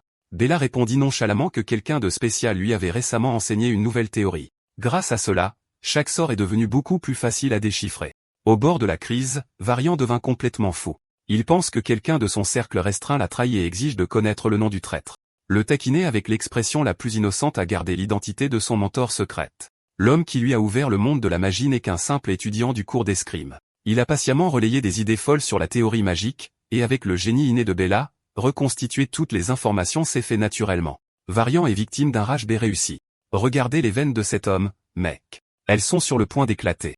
Avez-vous été appâté si fort que vous sortez un cristal sanglant suspect pour améliorer encore plus votre mouvement mortel? Écrasant le cristal sanglant dans sa main, les âmes humaines piégées dans cette chose se précipitèrent pour alimenter encore plus la flamme de gloutonnerie. À ce stade, le feu ressemblait plus à une bête sensible qu'à un sort inanimé. Varian commet peut-être des crimes contre la magie et l'humanité, mais son sort a l'air super cool. Malgré tout, Bella estime que sa barrière peut tenir encore un peu. Elle peut théoriquement prolonger l'impasse à l'infini, mais ses réserves de mana ne dureront pas longtemps. Au mieux, elle peut probablement tenir une minute de plus. Avec les mains pleines en défense, Ariel devrait reprendre le relais en attaque. Utilisant son œil divin, la professeure rousse se concentra. Voyant clairement le flux de magie, elle vit un endroit où les flammes étaient particulièrement fines. Si elle peut projeter du mana à l'extérieur de la barrière, Ariel pourrait être capable de percer. Elle conjura des cordes de mana chargées pour qu'elles circulent librement à travers la barrière inébranlable de Bella. De sa position à celle de Varian, Ariel avait un chemin dégagé vers un tir mortel. Malheureusement, ces cordes de mana sinueuses étaient tout simplement trop insignifiantes pour se frayer un chemin à travers les flammes de gloutonnerie. Elles s'éteignirent lentement jusqu'à ce qu'elles soient complètement étouffées. Varian se moqua de la pitoyable tentative de contre-attaque. D'après ce dont Gray se souvient, la magie offensive du professeur Ariel est l'une des plus faibles parmi le personnel. Sa spécialité se situe ailleurs. Avec les propriétés de la flamme, son pouvoir offensif intrinsèquement faible a dû être dévoré également. Ils doivent trouver un moyen de régler ça rapidement. Bella commence à se sentir à bout de souffle. Sa posture faiblit et sa prise tremble. La barrière pourrait tomber d'une seconde à l'autre. C'est précisément pour cela qu'Ariel a essayé de faire courir ses élèves en sécurité plus tôt. Toutes les autres options étant épuisées, il est temps pour l'événement principal, Gray, d'assumer le fardeau. Bella ne savait pas comment il pourrait faire des dégâts alors qu'il y avait une tempête de magie puissante entre son épée et Varian. Gray a dit en gros, non. Je gagnerai. Le professeur Ariel pouvait lire ce qu'il prévoyait et a mis Gray en garde contre l'utilisation de son pouvoir mystérieux à nouveau. L'utiliser trop tôt pourrait rendre son bras de guérison irrécupérable, voire le tuer. Néanmoins, mourir seul vaut mieux que de mourir tous les trois, n'est-ce pas? D'ailleurs, il s'inquiétait pour rien. Le MC traversa rapidement la flamme de gloutonnerie, faisant clignoter une lumière rouge mortelle de l'autre côté pour que Varian la voie. La dernière chose que le professeur Faux a vue, c'est la frappe parfaite et imprévisible de Gray mêlée aux éclaboussures de son propre sang. Son cerveau essayait toujours de comprendre ce qui venait de se passer pendant que sa tête était soigneusement séparée de son corps. Voilà, le professeur Varian Bradley a été exécuté à juste titre pour ses nombreux crimes. Son bourreau est l'homme qui va changer le cours de l'histoire.